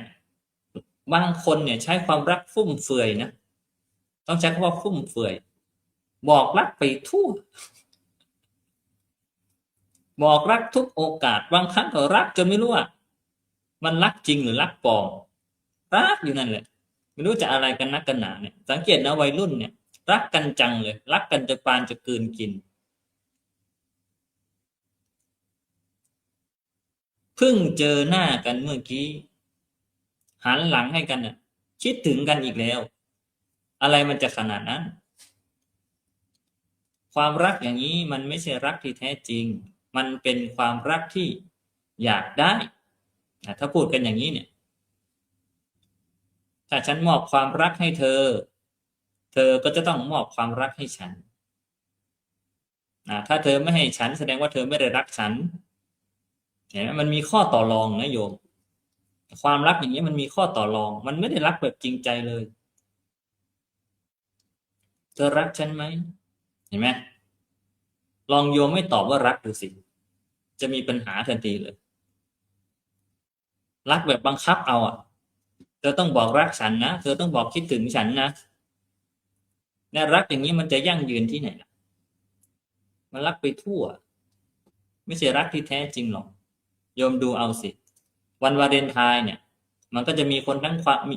สมหวังไม่สมหวังมันทั้งมีคนที่มีความสุขแล้วก็มีความทุกข์เนี่ยในขณะวันแห่งความรักนะมีทั้งสุขทั้งทุกข์ทั้งสมหวังแล้วก็ไม่สมหวัง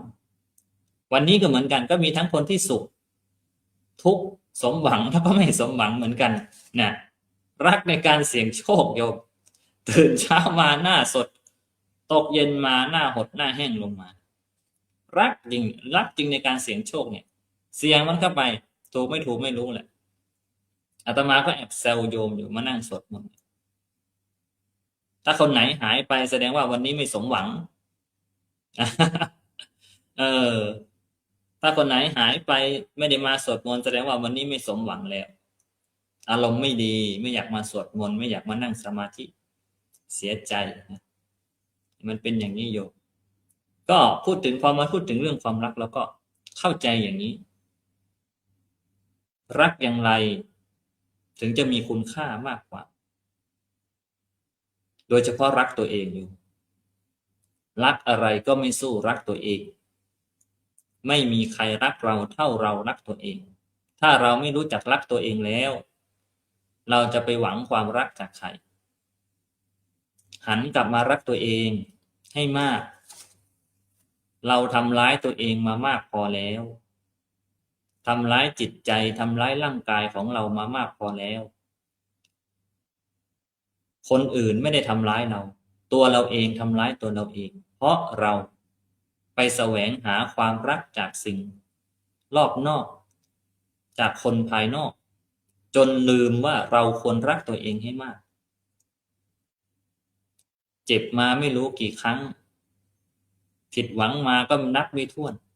ไม่เข็ดไม่หลาบไม่จำยังหวังว่าจะเจอรักดีๆสักวันหนึ่งเนี่ยคิดอย่างนี้แต่ถ้าเมื่อไหร่ที่เราคิดว่าสุดท้ายแล้วก็ไม่มีใครรักเราเท่าเราต้องหันกลับมารักตัวเองสร้างคุณค่าให้แก่ตัวเองทำตัวเองให้มีคุณค่าไม่ใช่หมดความรักแล้วทำตัวหมดอะไรตายอยากต้องใช้คำนี้ไม่มีชีวิตไม่มีเรี่ยวแรงไม่มีกระจิตกระใจอยากจะทำอะไรแหมโยมยังกับว่าจะไม่มีข้าวกินอยู่วันนี้แค่ขาดความรักร้องไห้ฟูมฟายจะเป็นจะตายฉันต้องการความรักฉันอยากมีคนมารักฉันสุดท้ายแล้วมันก็เป็นความรักที่ไม่จริงใจฉะนั้นเราต้องหันกลับมารักตัวเองอยู่รักตัวเองให้มากๆรักพ่อแม่ให้เยอะๆเหมือนกับที่พ่อแม่คอยรักเราพ่อแม่คอยอบรมสั่งสอนเราเลี้ยงดูแลเรามาเราควรรักเขาให้มากๆเพราะมันจะเป็นสิ่งที่ดีแต่ตัวโยมเป็นการแสดงความรักความกตัญญูกตเวทีเนี่ยอันนี้รักอย่างมีคุณค่าฉะนั้นเราต้องรักให้ถูกที่ให้ถูกทางเราถึงจะได้พบกับรักแท้ที่แท้จริงนะก็ขอฝากเอาไว้เพียงเท่านี้นะครับขอบพระคุณครับหลวงพี่นิวพระอธิการสุรชาติกิติปาโลท่านบอกว่ามาช้านะแต่มานะมาแล้วก็ยังดีความไม่มานะมาช้ายังดีความไม่มาแล้วมาแล้วก็ดีติดศาสนกิจนำพาญาติโยมนะสวดมนต์วันพระนะวันนี้เป็นวันพระใหญ่ด้วยก็เป็นกิจกรรมที่ดีนะของวัดธรรมตะเพียนทองอำเภอพัฒนานิคมจังหวัดลพบุรีนี่อนุโมทนาสาธุกับญาติโยมทุกท่านนะไม่เห็นท่าน หลวงพี่นิวในภาพก็แสดงว่าท่านเนี่ยเป็นคนถ่ายเองนะญาติโยม ถ้าพระครูสุนทรเนี่ยท่านจะมีนะรีโมทแล้วก็มีค่าตั้งพร้อม ต้องมีภาพปรากฏนะเพื่อเอามาแบ่งบุญแพ่บุญนะเช่นกิจกรรมต่างๆนะท่านก็บอกเนี่ยเกี่ยวกับความรักโอ้เรียกว่าฟังกันจุใจเลยนะโดยน้ำเสียงที่เอาจริงเอาจังนี่ท่านไม่หัวล้อนี่เราอาจจะคิดว่าท่านเครียดอะไรหรือเปล่าเนี่ย พอมาถึงวันที่16เลยโล่งใจท่านไม่ได้กดดันอะไร นี่ก็เป็นซี่สั้นนะญาติโยมอนุโมทนาจะข้อเสริมนี่เรื่องความรักสามีภรรยานี่ไปดูในพระไตรปิฎกสังวาสสูตรนี่ญาติโยมมีครั้งหนึ่งพระพุทธเจ้าตรัสกับนะพราหมณ์นะคหปตานีนะก็คือพราหมณ์สามีภรรยานะมาเฝ้าพระพุทธเจ้าพระพุทธเจ้าตรัสสอนเกี่ยวกับสามีภรรยา4ประเภทนะญาติโยมลองดูนะถ้าญาติโยมมีคู่ครองนะหรือว่าครองเรือนอยู่นะเรียกว่าเป็นคฤหัสถ์ก็ได้เป็นฆราวาสก็ได้เป็นญาติโยมก็ได้4อย่างนะเรียกว่าสามีภรรยาอย่างที่1เนี่ยสามีพี่นะภรรยาพี่นะพวกพี่เมียพี่นะชายพี่ยิ่งพี่นะแล้วก็อย่างที่2เนี่ยนะสามีพี่นะภรรยาเทวดาหรือชายพี่ยิ่งเทวดาประการที่3เนี่ยสามีเทวดาภรรยาผีชายเทวดาหรือยิ่งผีประการที่4หรือแบบที่4นะสามีเทวดาภรรยาเทวดาแต่เป็นยังไงล่ะเอาย่อๆนะญาติโยม1สามีนะผีนะภรรยาผีโอ้โหนี่ไม่ต้องพูดเลยพี่เห็นพี่นะพี่ย่อมเห็นพี่โอ้ยไม่มีสิ้น5ด่าทอบรุษวาทสมณะพราหมณ์ไม่ให้ทานทำบุญนะเสมอกันเลยสิ้นเสมอกันเนี่ยพวกพี่เมียพี่อย่างที่2ก็นะพวกพี่นะเมียเทวดาเนี่ยก็คือสามีหรือว่าผัวเนี่ยไม่มีสิ้นนะแต่ฝ่ายภรรยาหรือว่าฝ่ายหญิงนะมีสิ้นนะมีกัลยาณธรรมอย่างที่3นะสามีเป็นเทวดาแต่ได้ภรรยาเป็นนะเป็นพี่ สามีมีศีลมีธรรมแต่ภรรยาเนี่ยไม่มีศีลไม่มีธรรมไม่ทำบุญตุนทอนทานว่าร้ายนะแล้วก็อย่างที่4ชายเทวดานะยิ่งเทวดาหรือผัวเทวดาเมียเทวดาอันนี้ดีทั้งคู่จะบันเทิงลื่นเริงในเทวโลกสวรรค์นะมารอบนับไม่ถูกแล้วว่ากี่รอบแล้วโยมเพราะอาจารย์พระครูสมุสมพรจุดตะเกียงก็แล้วไฟฉายก็แล้วท่านพิธีกรก็ไม่นิมนต์อาราธนาสักทีขอกราบขอขมาอภัยครับกราบอาราธนาพระอาจารย์พระครูสมุสมพรครับช่วยรายงานด้วยครับเกิดอะไรขึ้นครับถึงได้มาปรากฏภาพดังกล่าวนี้ครับ นมัสการครูบาอาจารย์ถวายความเคารพครูบาอาจารย์ทุกรูปครับอาจารย์ชูเกษมพิโสพลอาจารย์ เจริญพรญาติโย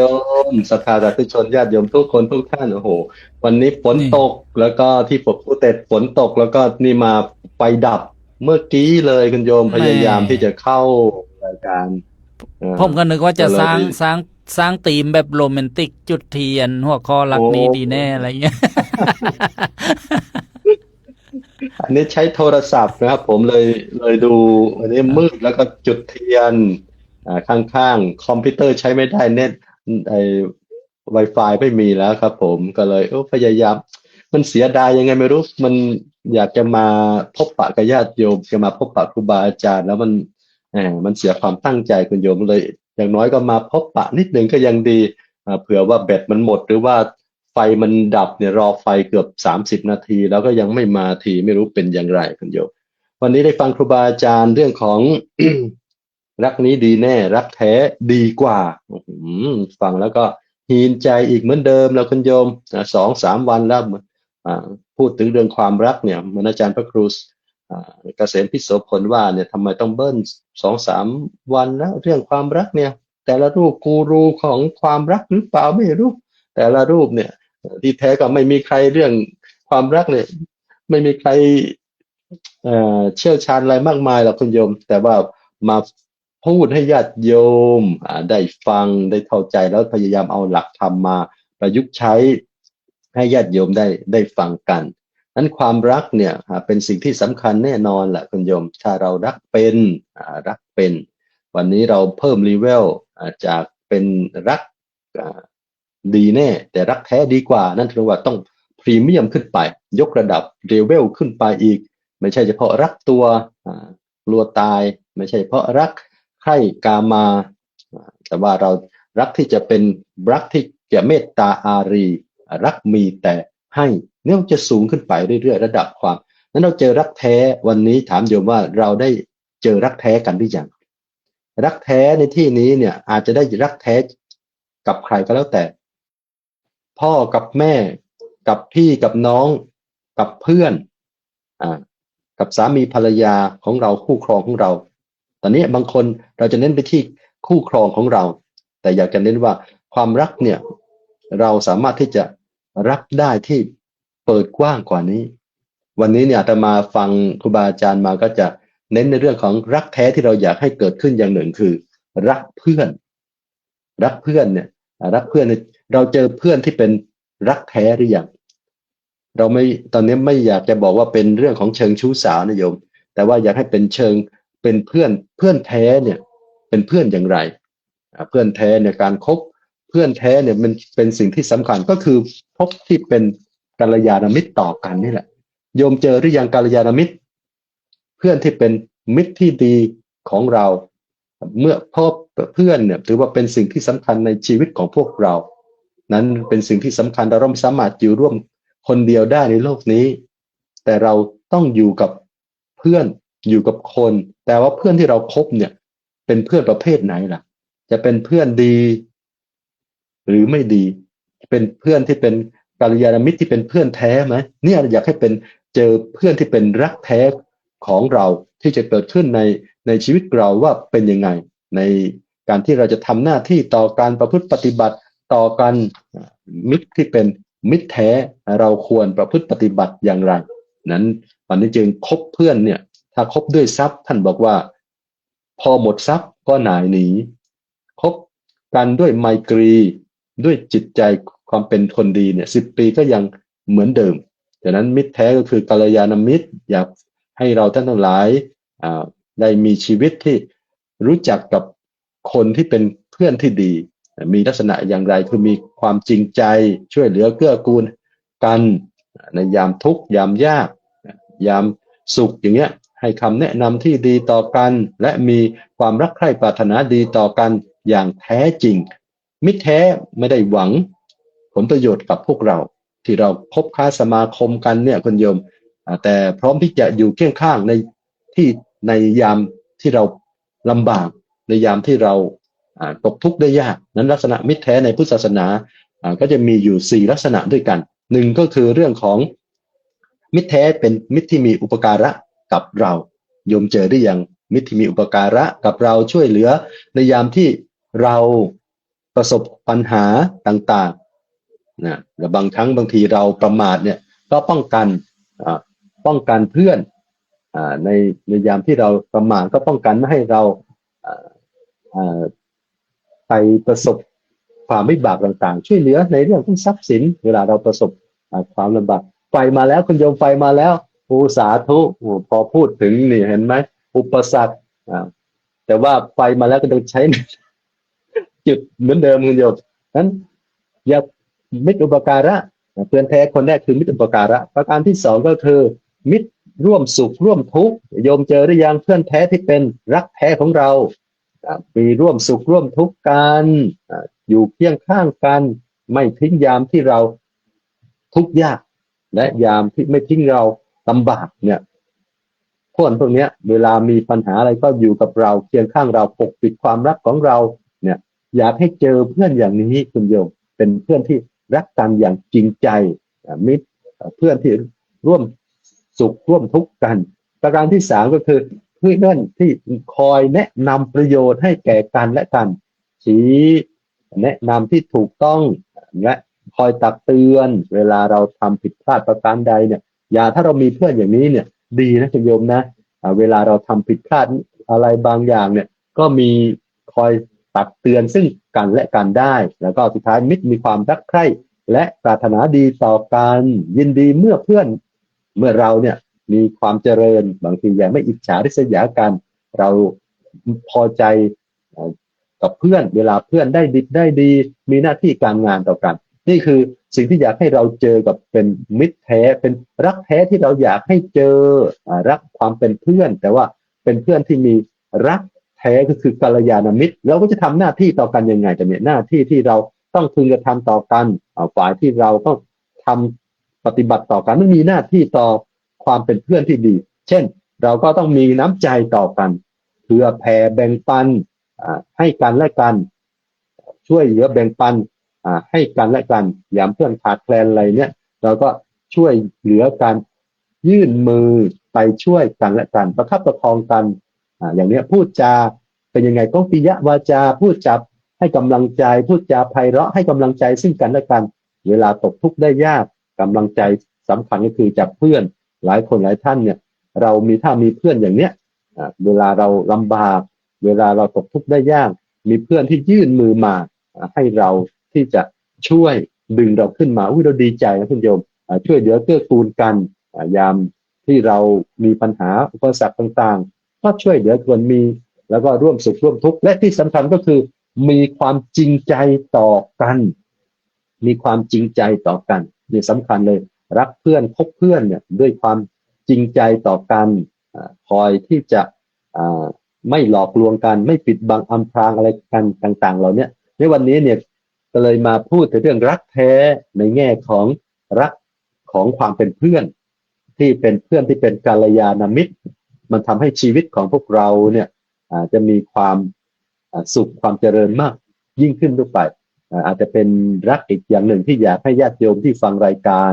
ในวันนี้เนี่ยได้มีรักเพื่อนที่ดีแน่แต่ถ้าได้เจอรักเพื่อนแท้ๆเพื่อนที่เป็นกัลยาณมิตรแท้ๆมันจะดีอย่างแน่นอนในชีวิตของพวกเราในค่ำวันนี้ก็อนุโมทนาบุญกับครูบาอาจารย์ทุกรูปนะครับก็อนุโมทนาบุญกับญาติโยมทุกคนทุกท่านแล้วก็เจริญพรญาติโยมทุกคนทุกท่านอนุโมทนาไว้แค่นี้ก่อนในรอบแรกเพราะว่าไฟมาแล้วจะลองเข้าคอมพิวเตอร์ดูสาธุครับผมขอบพระคุณครับพระอาจารย์พระครูสมุสมพรญาณวุฒโธจากวัดพระทองอำเภอทะล่างจังหวัดภูเก็ตอีกชื่อหนึ่งคือวัดพระพุทธนี่ท่านมีความรักในการเผยแพร่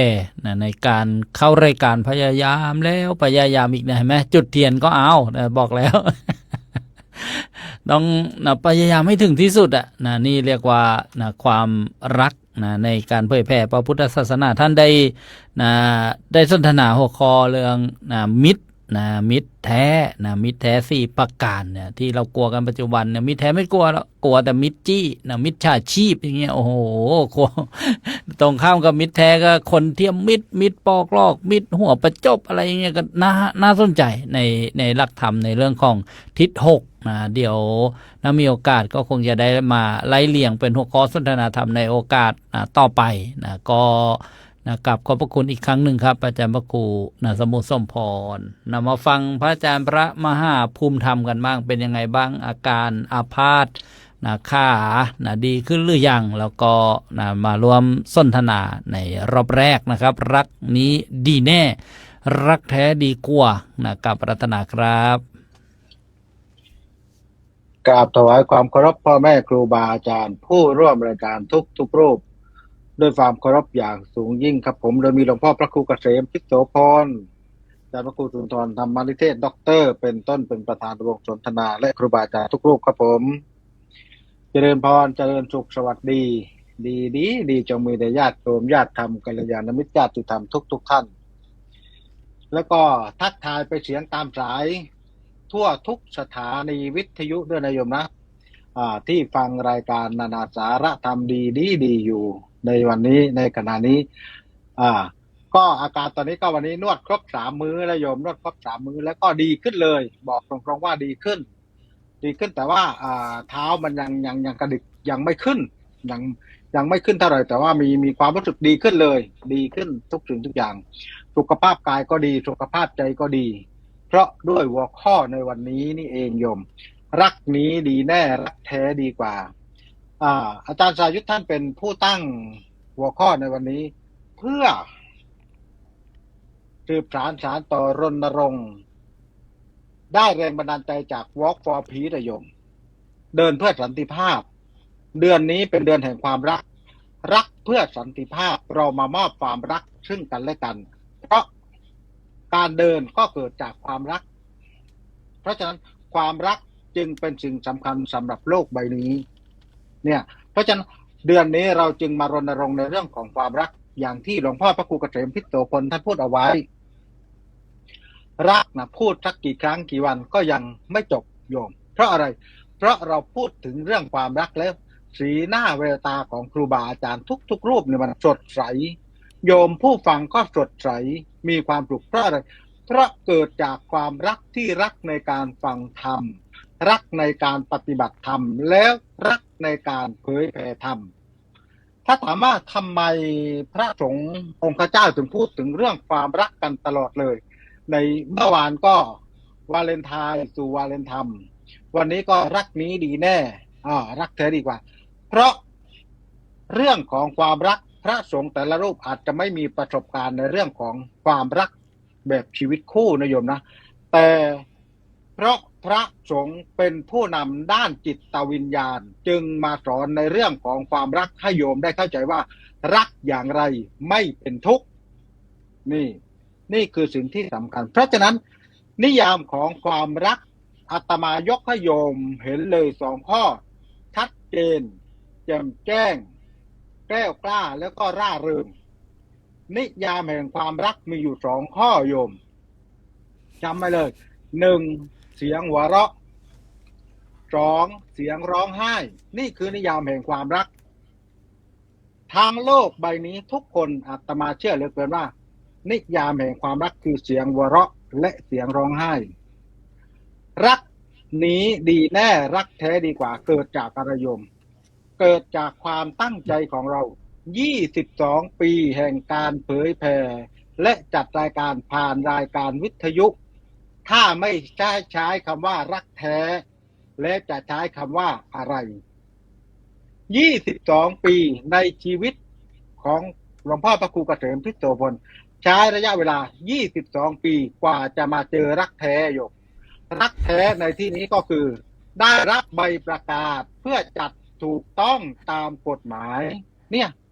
เพราะฉะนั้นกว่าจะประสบผลรักแท้เนี่ยโยมเห็นไหมเนี่ย18 กุมภาพันธ์เนี่ยท่านก็จะทอดผ้าป่าแล้วก็ทำบุญอายุวัฒนมงคลด้วยใช่ไหมครับผมเนี่ยนี่คือเรื่องแห่งความรักโยมเพราะฉะนั้นรักในทางพระพุทธศาสนาอาตมาจึงยกตัวอย่างให้โยมเห็น2 ข้ออาตมาเป็นแค่เพียงยกตัวอย่างนะโยมนะยกตัวอย่างเท่านั้นแต่ผู้ที่จะอธิบายต่อจากอาตมาก็คือพระอาจารย์สายุทธอาตมาพูดแบบนี้เพราะจะได้ต่อเนื่องแล้วก็สานต่อซึ่งกันและกันรักแท้ในทางพระพุทธศาสนามีให้เห็นอย่างชัดเจนนิยามรักในพระพุทธศาสนามี2 ข้อ1เมตตา2กรุณาเมตตาก็คือปรารถนาให้ผู้อื่นมีความสุขโยมกรุณาก็คือปรารถนาให้ผู้อื่นพ้นจากความทุกข์นี่คือรักแท้ในทางพระพุทธศาสนา2 ข้อนี้อาตมาจะยกตัวอย่างแล้วเดี๋ยวอาจารย์สายุทธจะอธิบายต่อนั่นก็คือรักแท้ระหว่างเพื่อนในทางพระพุทธศาสนาคู่ที่1ก็คือพระสารีบุตรกับพระโมคคัลลานะโยมพระสารีบุตรกับพระโมคคัลลานะสัญญาเมื่อสายันกันไว้ว่าถ้าใครเห็นของดีพบของดีพบครูบาอาจารย์ดีต้องชักชวน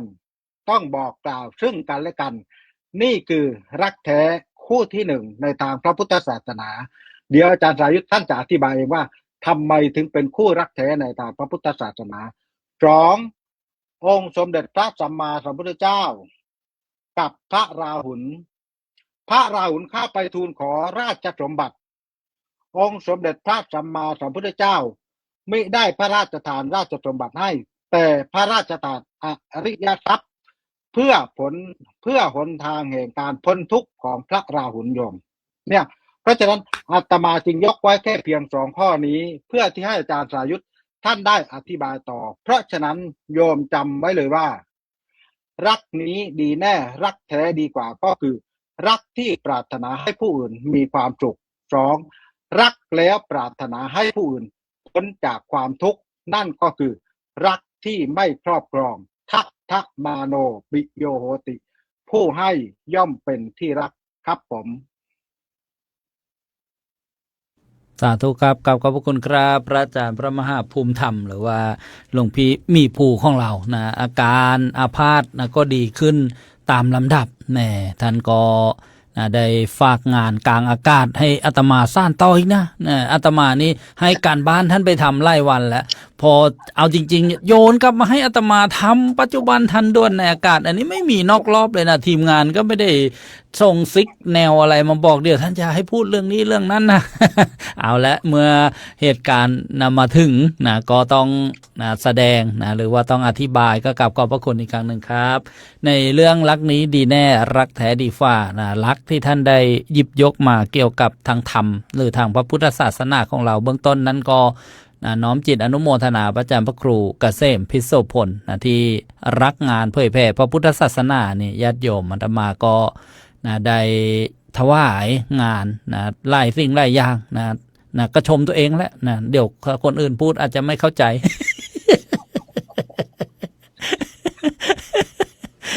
นี่เรียกว่านะได้โอ้โหตั้งแต่ถ้าไปดูภาพเก่าๆเนี่ยยังอะไรอะยังนุ่มกว่านี้เยอะนะได้รู้จักได้คุ้นเคยกับครูบาอาจารย์ทำงานห้ามรุ่งห้ามค่ำกันคิดค้นวิธีการเผยแผ่พระพุทธศาสนาแล้วก็นะวันงานก็คงทราบกันแล้วทีนี้มาเข้าสู่เรื่องพระพุทธศาสนาหรือว่าพุทธประวัติบุคคลที่ท่านพระมหาภูมิธรรมบอกว่าพระมหาโมคคัลลานะกับพระสารีบุตรนะที่เป็นนะรักแบบกัลยาณมิตรนะคือรักกันจริงๆแล้วก็หวังนะสิ่งดีๆให้ซึ่งกันและกันนะก่อนท่านจะมาบวชเป็นอัครสาวกเบื้องขวาเบื้องซ้ายนะเราก็ทราบว่าท่านพระสารีบุตรชื่อว่าอุปติสสะนะแล้วก็พระมหาโมคคัลลานะชื่อโกริตะเป็นลูกนะในบ้านคือเหมือนลูกผู้ใหญ่บ้านนะมีฐานะดีมีบริวารเยอะแล้วก็เห็นนะความไม่เป็นแก่นสารในทางโลกก็จึงออกบวชแล้วก็ได้มาเป็นอัครสาวกเนี่ยได้บรรลุ แต่ทีนี้ด้วยเหตุนะตั้งแต่อดีตการนานไกลเนี่ยท่านก็เป็นมนุษย์ธรรมดาปุถุชนนี่แหละคนหนึ่งนี่ได้ออกบวชได้ออกบวชก็คืออดีตของพระสารีบุตรแล้วก็เป็นห่วงหมายถึงว่าอยากให้เพื่อนด้วยกันเนี่ยที่ไม่ออกบวชเนี่ย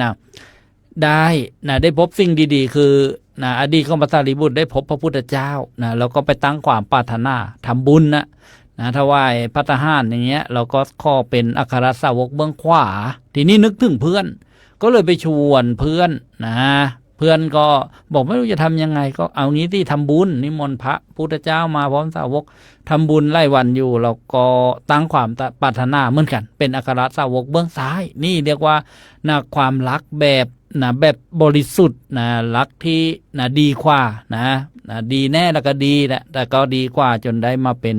เหตุมาเป็นปัจจัยนี่ประการที่หนึ่งประการที่สองพระพุทธเจ้ากับลาหุนกุมารเนี่ยโอ้อันเนี้ยก็มีการถกเถียงกันถ้าไปฟังเรื่องมหาชาติเวสสันดรชาดกบางก็ต่อว่ามีด้วยหรือคนทิ้งภรรยาทิ้งลูกทิ้งเมียออกไปบวชนี่ตัดช่างน้อยแต่พอตัวเห็นแก่ความสุขสบายใช่ไหมเนี่ยแต่ถ้าได้ศึกษาตลอดทั้งเรื่องเนี่ยสุดท้ายท่านก็ทำประโยชน์ที่ยิ่งใหญ่ใช่ไหมพระพุทธเจ้าของเราโปรดเราเวนยสัตว์แล้วก็ทั้งอดีตภรรยาอดีตลูกเนี่ยก็ได้ออกบวชได้บรรลุคุณธรรมเบื้องสูงนี่เรียกว่าทำสิ่งที่คนอื่นทำได้ยากตัดสิ่งที่คนอื่นตัดได้ยากตัดใจเนี่ยโอ้ถ้าไป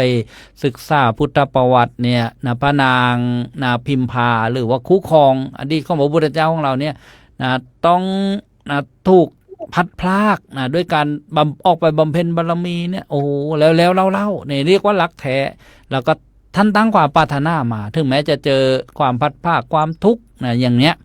เพื่อให้สมบูรณ์ที่เรียกว่าบำเพ็ญบารมีเพื่อสมบูรณ์เนี่ยนี่เราก็สรุปว่าพระพุทธเจ้าเนี่ยก็รักพระ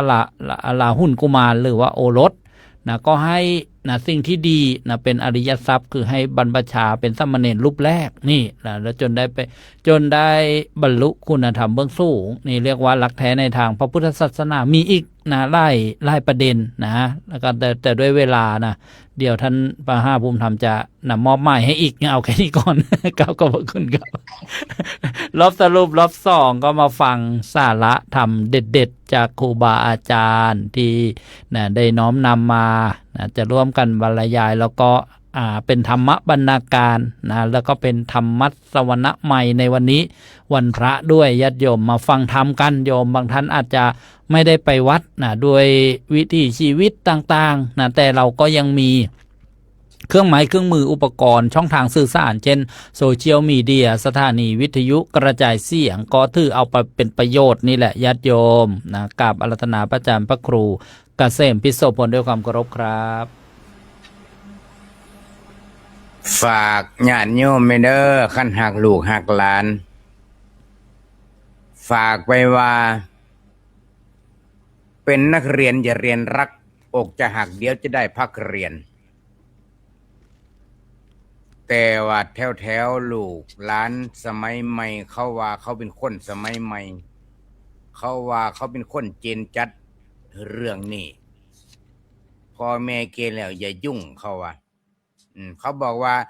เป็นนักเรียนมันต้องเรียนรักมันจะได้ทั้งรักและเรียนเขาว่าสันเด้ไม่ใหญ่เพราะนั้น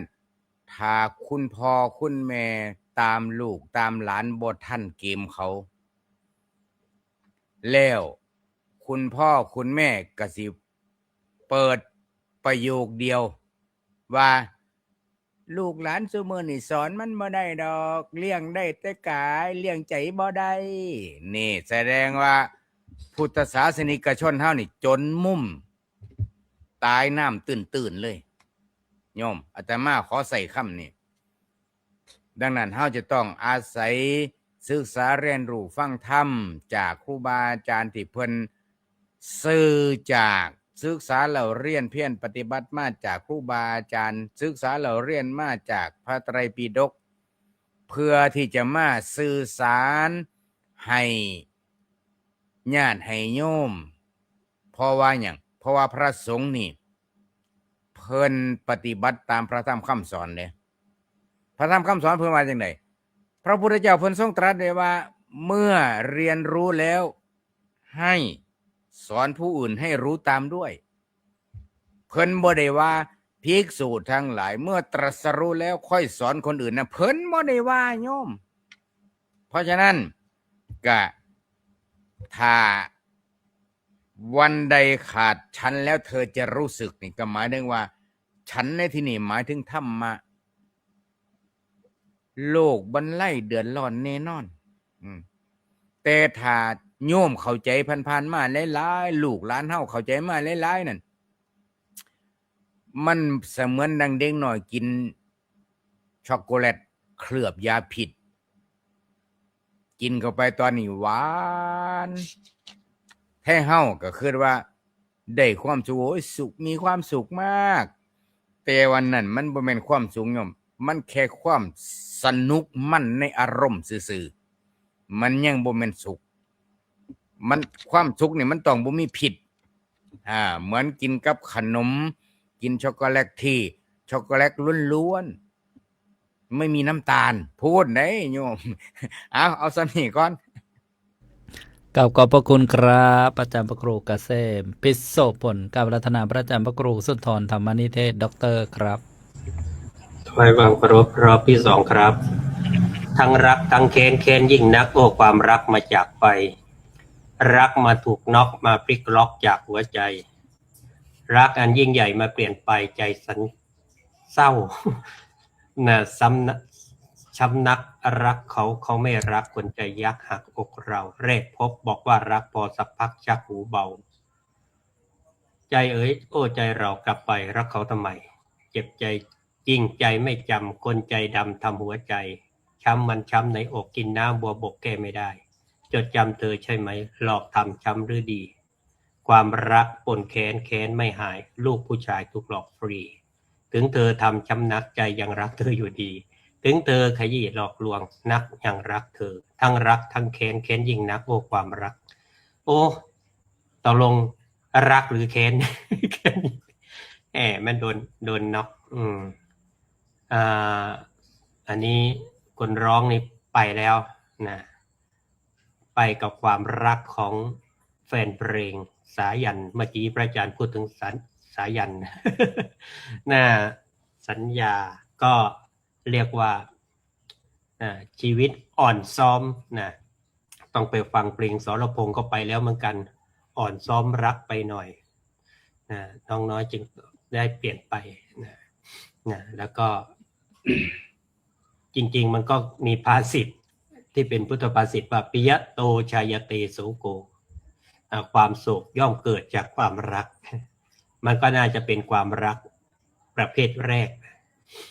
รักนะที่ทำให้ไปผูกมัดแล้วก็เป็นความรักที่กลับมาทำร้ายตัวเองโยมวันนี้วันพระทำไมมีแต่ดอกรักพลาสติกอะโยมอ๋อท่านเอ้ยเดี๋ยวนี้รักแท้มันหายากนะไม่ค่อยมีขายในตลาดซะแล้ว ไปหาที่ไหนก็ไม่มีขายนะรักแท้ต้องปลูกนะเดี๋ยวนี้แต่ว่ายางเหนียวนะรักแท้นี่ยางเหนียว ระวังด้วยนะยางมันมีพิษอยู่รักแท้ต้องรักให้ดีจับมันให้ถูกเหมือนดอกกุหลาบดูสวยงามแต่ไปจับโดนหนามก็เลือดออกเหมือนกันโยมนะต้องระวังสาวงามก็บอกอะไรนะสาวงามมีพิษอะไรนะดอกไม้ดอกกุหลาบสวยก็ต้องระมัดระวังโยมคนสวยก็อาจจะสวยแต่รูปจูบไม่หอมก็มีโยมความระวังนะจะเป็นคนที่ไปติดอยู่กับความสวยความงามมีนางงามคนหนึ่งเคยตอบคำถามเรื่องของชีวิตในวัยว่าความงามไม่คงที่แต่ความดีนั้นคงทนแสดงว่าอย่าไปติดอยู่ในรูปส่วนความดีนั้นจะเป็นตำนานให้คนเล่าขานกันต่อไปฉะนั้นรักนี้ดีแน่แต่รักแท้นั้นดีกว่าสรุปแบบพุทธเลยว่ารักที่ยังอยากได้ยังเป็นเหตุให้เกิดทุกข์รักที่อยากให้จะเริ่มพ้นทุกข์รักที่ไม่ยึดไม่ติดไม่ครอบครองก็จะเป็นทางสู่ความพ้นทุกข์ดังนั้นในพุทธศาสนารักแท้ไม่ใช่แค่รักคนหนึ่งคนแต่คือรักทุกคน ทุกสรรพสัตว์ทุกชีวิตด้วยใจที่ไม่ยึดติดใครมาเป็นของตนนี่แหละจึงคิดได้ว่ารักนี้ดีแน่แต่รักแท้น่ะดีกว่าเพราะรักแท้คือรักที่ไม่พาไปเวียนว่ายตายเกิดแต่พาออกไปจากวัฏสงสารไม่ต้องเกิดไม่ต้องแก่และไม่ต้องเจ็บต้องตายอีกต่อไปนะครับขอบพระคุณครับพระอาจารย์พระครูสุนทรธรรมนิเทศด็อกเตอร์นี่ญาติโยมสายันบอกว่ารักสายันน้อยๆแต่ขอให้รักนานๆนะท่านพระครูบอกว่าอ่อนซ้อมรักไปหน่อยสรพงษ์ชาตรีก็ต้องบอกว่าหัวใจต้องเสริมใยเหล็กนะถ้าไม่ได้เสริมใยเหล็กเนี่ยมันจะพลิกล็อกได้นะขออภัยอ่อนซ้อมรักนี่ของสามารถครับอ๋อขออภัยขออภัยสับส้นอีกแล้วแม้ทีมงานก็ไม่บอกกันมั้งปล่อยไก่เลยโอ้โหทีมงานเนี่ยสามารถยังอยู่ครับสามารถพยัคฆ์อรุณครับน้ำพริกปลาทูสมัยนั้นโอ้โหนี่เนี่ยวัยรุ่นยุค90เนี่ยกราบขอบพระคุณอีกครั้งครับการปรารถนาพระมหาอุดมพรครับ5 นาทีสุดท้ายครับครับ ความรักแท้มันไม่ใช่สิ่งที่เราต้องมาเจอกันได้บังเอิญนะครับแต่มันสามารถสร้างได้จากเจตนาดีๆและคุณธรรมจากตัวของเราเองหากจะถามว่าความรักแท้มันอยู่ที่ตรงไหนมันไม่ได้อยู่ที่ไหนครับแต่มันอยู่ที่ในใจของผู้ให้นะครับอยู่ในความรับผิดชอบอยู่ในปัญญาที่ไม่ยึดติดจนเป็นทุกข์นะครับรักแท้ไม่ใช่เพียงความรู้สึกเพียงชั่วคราวหากคือความรักที่ตั้งอยู่บนความปรารถนาดีรับผิดชอบมีรักแท้เริ่มจากการรู้จักพัฒนาตนเองให้เป็นคนที่มีคุณธรรมเมื่อใจตั้งมั่นในเมตตาซื่อสัตย์อดทนมีคุณธรรมแล้วและก็มีความเข้าใจในชีวิตนะความรักมันก็ย่อมเกิดขึ้นและก็ไม่ก่อให้เกิดเป็นทุกข์นะครับฉะนั้นรักแท้ไม่ได้อยู่ไกลเกินเอื้อมเลยไม่ได้อยู่ที่ไหนแต่ว่ามันอยู่ที่การสร้างคุณค่าในใจตัวเองและก็รักอย่างเข้าใจไม่ใช่เพียงรักอย่างยึดถือเมื่อใจเรามีคุณธรรมความรักก็ย่อมจะงดงามและยั่งยืนครับสาธุ สาธุครับคาราบาวบอกว่ารักทรหดครับนะกับขอบคุณพระมหาอุดมพรกับรัตนาพระอธิการสุรชาติครับ5 นาทีครับ กำลังนึกเลย ก็ขอโอกาสท่านอาจารย์ครับสตันไปแป๊บหนึ่งนะครับ ก็ไม่ถึง5 นาทีครับ รักนี้ดีแน่ ถ้ารักแล้วทำให้เราดีขึ้น แต่รักแท้ดีกว่า ถ้ารักแล้วทำให้เราพ้นทุกข์โยมทั้งหลายถ้าเราจะรักใครจงรักด้วยสติรักด้วยศีลรักด้วยธรรมเพราะสุดท้ายแล้วความรักที่ยิ่งใหญ่ที่สุด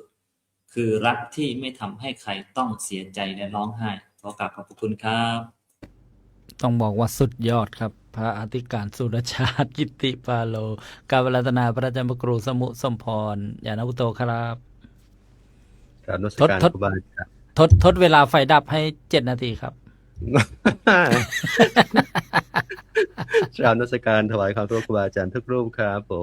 มเจริญพรญาติโยมทุกคนทุกท่านโอ้โหไฟมาแล้วแจ่มเลยคุณโยมรู้สึกจะแจ่มขึ้นกว่าเดิมอีกเนี่ยไฟมาเห็นอาจารย์สรายุทธเนี่ยบอกว่า5 นาที7 นาทีเนี่ยครูบาอาจารย์บางรูปเริ่มจะน้อยลงเลยนะเนี่ย เนี่ยรักแท้ๆวันนี้โยมเจอหรือยังได้เจอหรือยังรักแท้ทุกคนปรารถนาต้องการที่จะให้เกิดขึ้นกับเราความรักเป็นสิ่งที่ดีเป็นสิ่งที่สวยงามทำให้มีกำลังใจทำให้มีพลังในการดำเนินชีวิตในการที่ทำกิจการงานของเรานั่นคือมันเป็นแรงผลักดันไม่ว่าจะเป็นรักแบบไหนก็แล้วแต่คุณโยมมันก็เป็นแรงผลักดันอย่างหนึ่งแน่นอนว่าเราปุถุชนคนทั่วไปเนี่ยที่ยังไม่ใช่อริยะบุคคลไม่ใช่ชั้นสูงเนี่ยก็ยังมีความรักต้องการความรักเป็นสิ่งหล่อเลี้ยงจิตใจของเราแต่รักแล้วอย่าให้เกิดความทุกข์นั่นแหละอยากให้เราเพิ่มตรงเนี้ยนั้นมีคำหนึ่งที่ท่านกล่าวไว้ความรักเป็นความร้ายความรักเป็นสิ่งทารุณและเป็นเครื่องทำลายความสุขของปวงชนทุกคนต้องการความสมหวังในชีวิตรักแต่ความรักไม่เคยให้ความสมหวังแก่ใครถึงครึ่งหนึ่งแห่งความต้องการยิ่งความรักที่ฉาบฉวยด้วยความเสน่หาด้วยแล้วก็เป็นพิษแก่จิตใจทำให้ทุรนทุรายดิ้นรนไม่รู้จักจบจากสิ้นความสุขที่เกิดจากความรักนั้นเหมือนความสบายของคนป่วยที่ได้กินของแสลงท่านทั้งหลายอย่าได้พอใจในความรักเลยเมื่อหัวใจยึดถือไว้ด้วยความรัก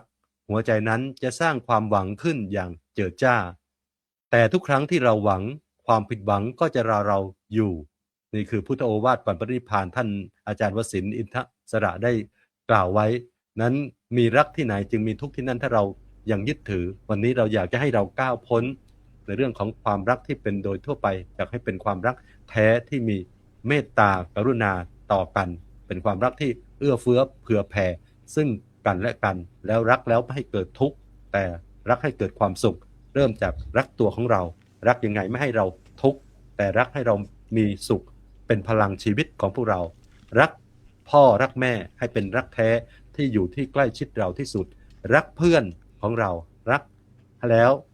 ให้เป็นรักที่มีความจริงใจหวังดีปรารถนาดีต่อกันรักชาติบ้านเมืองของเรารักยังไงขอให้รักแล้วเรารักชาติเพื่อที่ร่วมกันพัฒนาชาติไทยด้วยความรักความสมัครสมานสามัคคีกันยิ่งขึ้นไปรักพุทธศาสนามาร่วมกันศึกษาธรรมประพฤติปฏิบัติธรรมเผยแผ่ธรรมอย่างที่ครูบาอาจารย์ได้มาร่วมกันนี่คือรักต่อพระพุทธศาสนาอย่างแท้จริงฝากไว้โยมเรารักให้เป็นรักแท้ให้ได้แล้วความสุขจะเกิดขึ้นในชีวิตของเราขออนุโมทนาบุญครับผมกราบขอบพระคุณครับอาจารย์พระครูสมุสมพรญาณวุฒโธนี่ญาติโยมท่านได้นำบทเกี่ยวกับคำสอนพระพุทธเจ้ามาในซุ้มเสียงถ้าพระนี่จะรู้กันเสียงปุกเสียงปงมาแล้วนะ บทความนี้ถือว่าไพเราะเพราะพริ้งนะซับซึ้งตึงใจกันเลยทีเดียวนะแล้วก็นะในรอบสรุปรอบสองนี้ก็จะได้กราบอาราธนาพระอาจารย์พระมหาภูมิธรรมภูมิปาโลได้ขอบพระคุณครูบาอาจารย์พระธรรมวิทยากรด้วยครับกราบอาราธนาครับ กราบขอบพระคุณพ่อแม่ครูบาอาจารย์ทุกรูปเลยครับผมที่มาร่วมกันเผยแผ่ธรรมก็พูดคำเดิมว่าสัพพะทานังธรรมะทานังกินาติการให้ธรรมะเป็นทานย่อมชนะการให้ทั้งปวงพระสงฆ์องค์เจ้าในประเทศไทยทั่วทุกมุมโลกนี้ประมาณ300,000 รูปแต่จะมีสักกี่รูปที่มีโอกาสหมุนล้อกงธรรมจักรทุกวันนั่นก็คือการเผยแผ่ธรรมให้ญาติโยมได้รับฟังอย่างน้อย1 ใน 7-8 รูปนี้ก็มาเผยแผ่ธรรมให้กับญาติโยมได้รับชมรับฟังและนำไปประพฤติปฏิบัติในทุกวันเพราะอะไรโยมเพราะก้อนเนื้อที่อยู่ในอกข้างซ้ายนั่นก็คือที่เรียกว่าหัวใจรักในการเผยแผ่ธรรมรักในพระพุทธศาสนารักในที่เป็นพระสงฆ์ผู้นำด้านจิตวิญญาณเพื่อที่จะให้ญาติโยมเข้าใจในธรรมะนั้นๆแล้วนำไปปฏิบัติเพื่อความหลุดพ้นของแต่ละหัวข้อในนั้นโยมพฤหัสกับศุกร์หน้ามันโยมแต่ละหัวข้อนี่คือเด็ดสารตีไปเลยโยมวันนี้หัวข้อรักนี้ดีแน่รักแท้ดีกว่าครูบาอาจารย์พูดกันอย่างมีความสุขใคร่พูดด้วยความรักโยมรักในการพูดรักในธรรมะแต่ละครูบาอาจารย์นำธรรมะที่ไปศึกษามาเผยแผ่ให้ญาติโยมได้ฟังเนี่ยท่านใช้เวลาศึกษาหลวงพ่อพระครูเกษมเนี่ย22 ปีในเรื่องของสถานีโยมคิดดูว่า22 ปีทราบถึงใจแค่ไหนทุกวันนี้ท่านยังนั่งพูดธรรมะให้เราฟัง999 ใบประกาศของอาจารย์พระครูสุนทรธรรมนิเทศยังใบประกาศเดียวไม่รู้จะไปจบที่สถานีไหนโยมเนี่ยท่านรักในการที่จะไปอบรมเผยแผ่พระพุทธศาสนาเพื่อนำธรรมะเหล่านั้นเนี่ยมาพูดให้โยมฟังโยมเพราะว่ารักในการที่จะไปอบรมตรงนั้นอาจารย์มหาอุดมพรเนี่ยอาตมาฉายาว่าเป็นพระสงฆ์เพื่อชีวิตอยู่กับป่าเขาลำเนาไพรเพราะท่านรักกับธรรมชาติอยู่กับประชาชนที่อยู่กับธรรมชาติเนี่ยเป็นความรักที่เกิดขึ้นรักแท้ในธรรมชาติยิ่งอาจารย์หลวงพี่นิวนี่โยมหลวงพี่นิวนี่แต่งเพลงโยมเห็นไหมแต่งเพลง1 เพลงเพื่อบูชาครูบาอาจารย์เพื่อบูชาผู้ที่ให้อนาคตในทางพระพุทธศาสนานี่ก็เกิดจากความรักแท้เหมือนกันเนี่ยและยิ่งอาจารย์พระครูสมุทรสมพรเนี่ยอาตมาเนี่ยมีความรู้สึกว่าในใจนิดๆนะโยมนะในใจนิดๆเนี่ยอาตมาว่าโยมแม่ของอาจารย์พระครูสมุทรสมพรเนี่ยเข้ามาฟังธรรมะทุกวันเลยเป็นความโชคดีลูกพูดธรรมะให้แม่ฟังทุกวันตัวอาตมาเองเนี่ยไม่มีโอกาสได้พูดธรรมะให้แม่ฟังเลยเพราะอะไรเพราะวันที่แม่จากไปก็ไม่ได้พูดธรรมะให้ฟังแค่พูดกันว่ารับปากแม่ว่าครับคำเดียวแล้วแม่ก็จากไปนั่นก็คือคำสุดท้ายแต่พ่อแม่ครูบาอาจารย์ก็ทุกรูปที่เข้ามารับฟังธรรมะที่ลูกพูดนี่มันปราบปลื้มใจแค่ไหนโยมว่าคิดว่าปราบปลื้มใจแค่ไหนลูกนั่งพูดธรรมะให้คนทั้งโลกฟังความภาคภูมิใจของแม่เนี่ยนี่คือรักแท้โยมยิ่งอาจารย์สายุทธนิยมไม่ต้องพูดเลยท่านละจากข้าราชการเพื่อมาเป็นเสาหลักในทางพระพุทธศาสนาก็เพราะว่ารักแท้ในทางพระพุทธศาสนาเนี่ยพ่อแม่โยมพ่อโยมแม่ท่านก็ยังมีและท่านก็พูดธรรมะให้โยมพ่อโยมแม่ฟังท่านก็ไปเยี่ยมโยมพ่อโยมแม่อยู่ทุกวันเนืองๆโยมเพราะอะไรนี่เกิดจากรักแท้ในทางพระพุทธศาสนาเพื่อนำธรรมะเหล่านี้แหละไปสอนให้พ่อแม่ฟังเหมือนกับพระสารีบุตรเปลี่ยนมิจฉาทิฏฐิของแม่ให้เป็นสัมมาทิฏฐิเนี่ยโยมคือดูความภาคภูมิใจแค่ไหนที่ลูกได้พูดธรรมะให้พ่อแม่ฟังนี่คือสิ่งที่สำคัญเพราะฉะนั้นวันนี้อาจารย์พระครูสุนทรให้พูดใต้ สงสัยว่าจะลืมโยมเพราะมากับความสวยสดทดงามพิงมาเลยก็คือสีชมพูมาเลยพูดแล้วเพลินอาตมาเร่งตายสักคิดโยมเพราะว่าวันนี้ เร่งตายสักคิดปล่อยตามพระครูสุนทรไม่เร่งซึ่งอาจจะเลยต้องเร่งตายดีใจมากๆเลยโยมเพลินมาว่าอาตมาคว้างแล้วอาตมามีความทุกข์มากเลยน้ำตาลั่งในหัวใจที่ว่าอาจารย์พระครูสมุทรคำพรพูดและโยมแบกเกตต้อนฟังอยู่ด้วย โยมแม่บุญธรรมของอาตมาก็เข้ามาฟังหลายท่านนะแม่บุญธรรมเนี่ยแม่อุตสาหามสาระแม่น้อยเตเลอร์หลายแม่วันนี้โยมแม่สิริมานุชาการก็เข้ามาด้วยจากประเทศนอร์เวย์ซึ่งโยมแม่หูฟังไม่ค่อยดีแล้วประมาณอายุ80เกือบร่วม90แล้วโยมแม่ยังเข้ามาฟังด้วยมันเป็นความปราบปลื้มใจโยมเพราะว่าอย่างน้อยถึงจะเป็นลูกบุญธรรมเราเรียกว่าแม่ท่านก็ยังเข้ามาฟังธรรมที่เราพูดนี่คือสิ่งที่สำคัญเพราะฉะนั้นรักแท้ในทางพระพุทธศาสนาถ้าพูดเป็นภาษาอังกฤษก็คือโนเบลพาร์ทนั่นเองโยมโนเบลพาร์ทก็คือรักในทางพระพุทธศาสนาก็คือรักในทางมรรคมีองค์8ถ้าเรานำไปประพฤติและปฏิบัติรักในทางมรรคมีองค์8นั้นนำไปสู่ความเจริญแน่นอนสาธุครับผมกล่าวขอบพระคุณครับพระอาจารย์พระมหาภูมิธรรมทรัพย์ซึ้งโยมบอกว่าซึ้งปิดท้ายเลยค่ะนายโยมกอบกุลบอกว่าท่านมีภูนี่มาซึ้งปิดท้ายอาตมาก็ลุ้นคืนนี้จะมีร้องไห้หรือเปล่าเนาะ ครับค่ำคืนวันนี้กล่าวขอบบุญขอบคุณอนุโมทนาครูบาอาจารย์ทุกรูปถ้ากับผมผู้ดำเนินรายการผิดพลาดพังไปก็เอามาข้อขมาอภัยก็อดโทษด้วยนะครับเจริญพรอนุโมทนาบุญญาติโยมทุกท่านเลยนะค่ำคืนวันนี้ปิดท้ายกันด้วยนะบทเพลงให้กำลังใจนะท่านหลวงพี่นิวพระธิการสุรชาติท่านได้นะทำเพลงธรรมะมีทำนองเกี่ยวกับนะหลวงพ่อหลวงปู่นะทองคำหรือทองดำครูบาอาจารย์ของท่านก็จะได้เปิดนะให้ญาติโยมนะได้สดับรับฟังนะแล้วก็พิจารณาหวังว่าจะไม่โดนลิขสิทธิ์ปิดช่องนะครับ ขอโอกาสครูบาอาจารย์นะครับฟังไปพร้อมกันนะญาติโยมจบท้ายค่ำคืนวันนี้นะก็ที่ประชาสัมพันธ์ไปแล้วนะวันพฤหัสแล้วก็วันศุกร์หน้ามาพบกันอีกนะ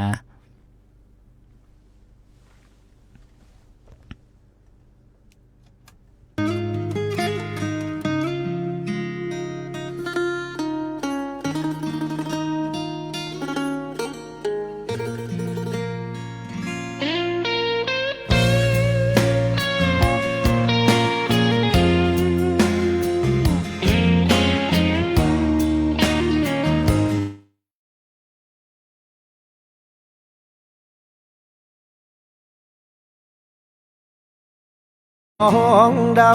ำผู้เปี่ยมด้วยเมตตาธรรมมากล้ำบุญบารมี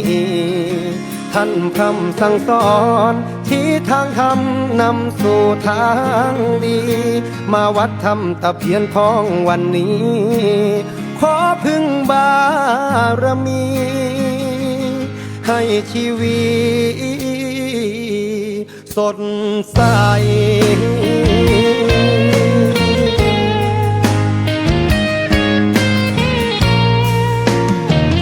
จุดธูปขอพรองค์พ่อพระเศรษฐีก้าวหน้าน้อมกราบบูชาเหรียญเสมาเงินไหลมาทันใจเหรียญมหาเศรษฐีมีติดตัวไว้จะสมหวังดังไม้เป็นดังที่พึ่งทางใจรู้สึกปลอดภัยในทุกเส้นทางโชคดีเด้อ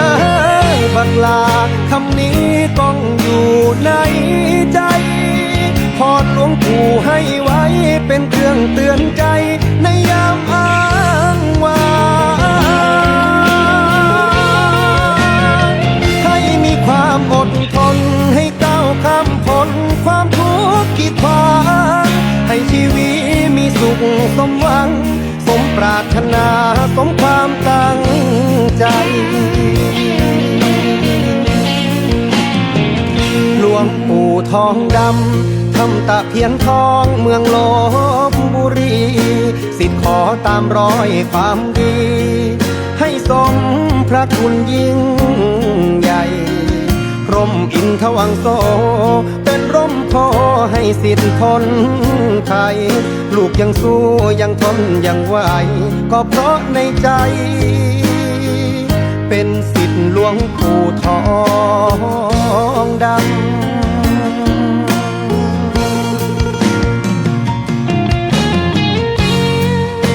นะโมพุทธายะนะ นะมะพะทะยะถากะระนิยาอินทวังโสอาจาริโยจะมหาเถโรเมตตาจะมหาลาโภ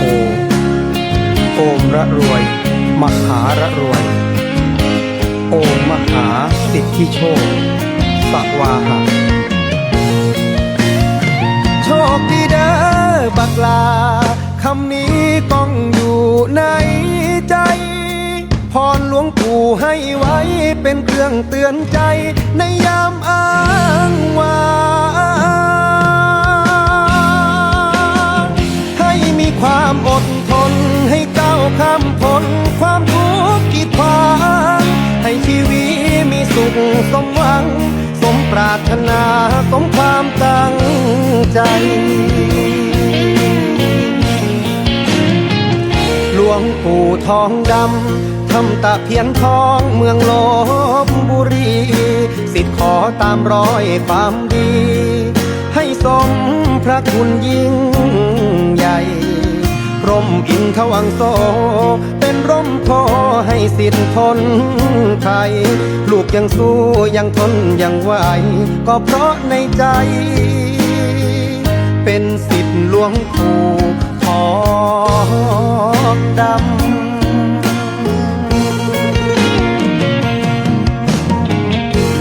คำสอนหลวงปู่ลูกขอจำขึ้นใจบ่ว่าสิเป็นจังได้ยังเชื่อมั่นในความ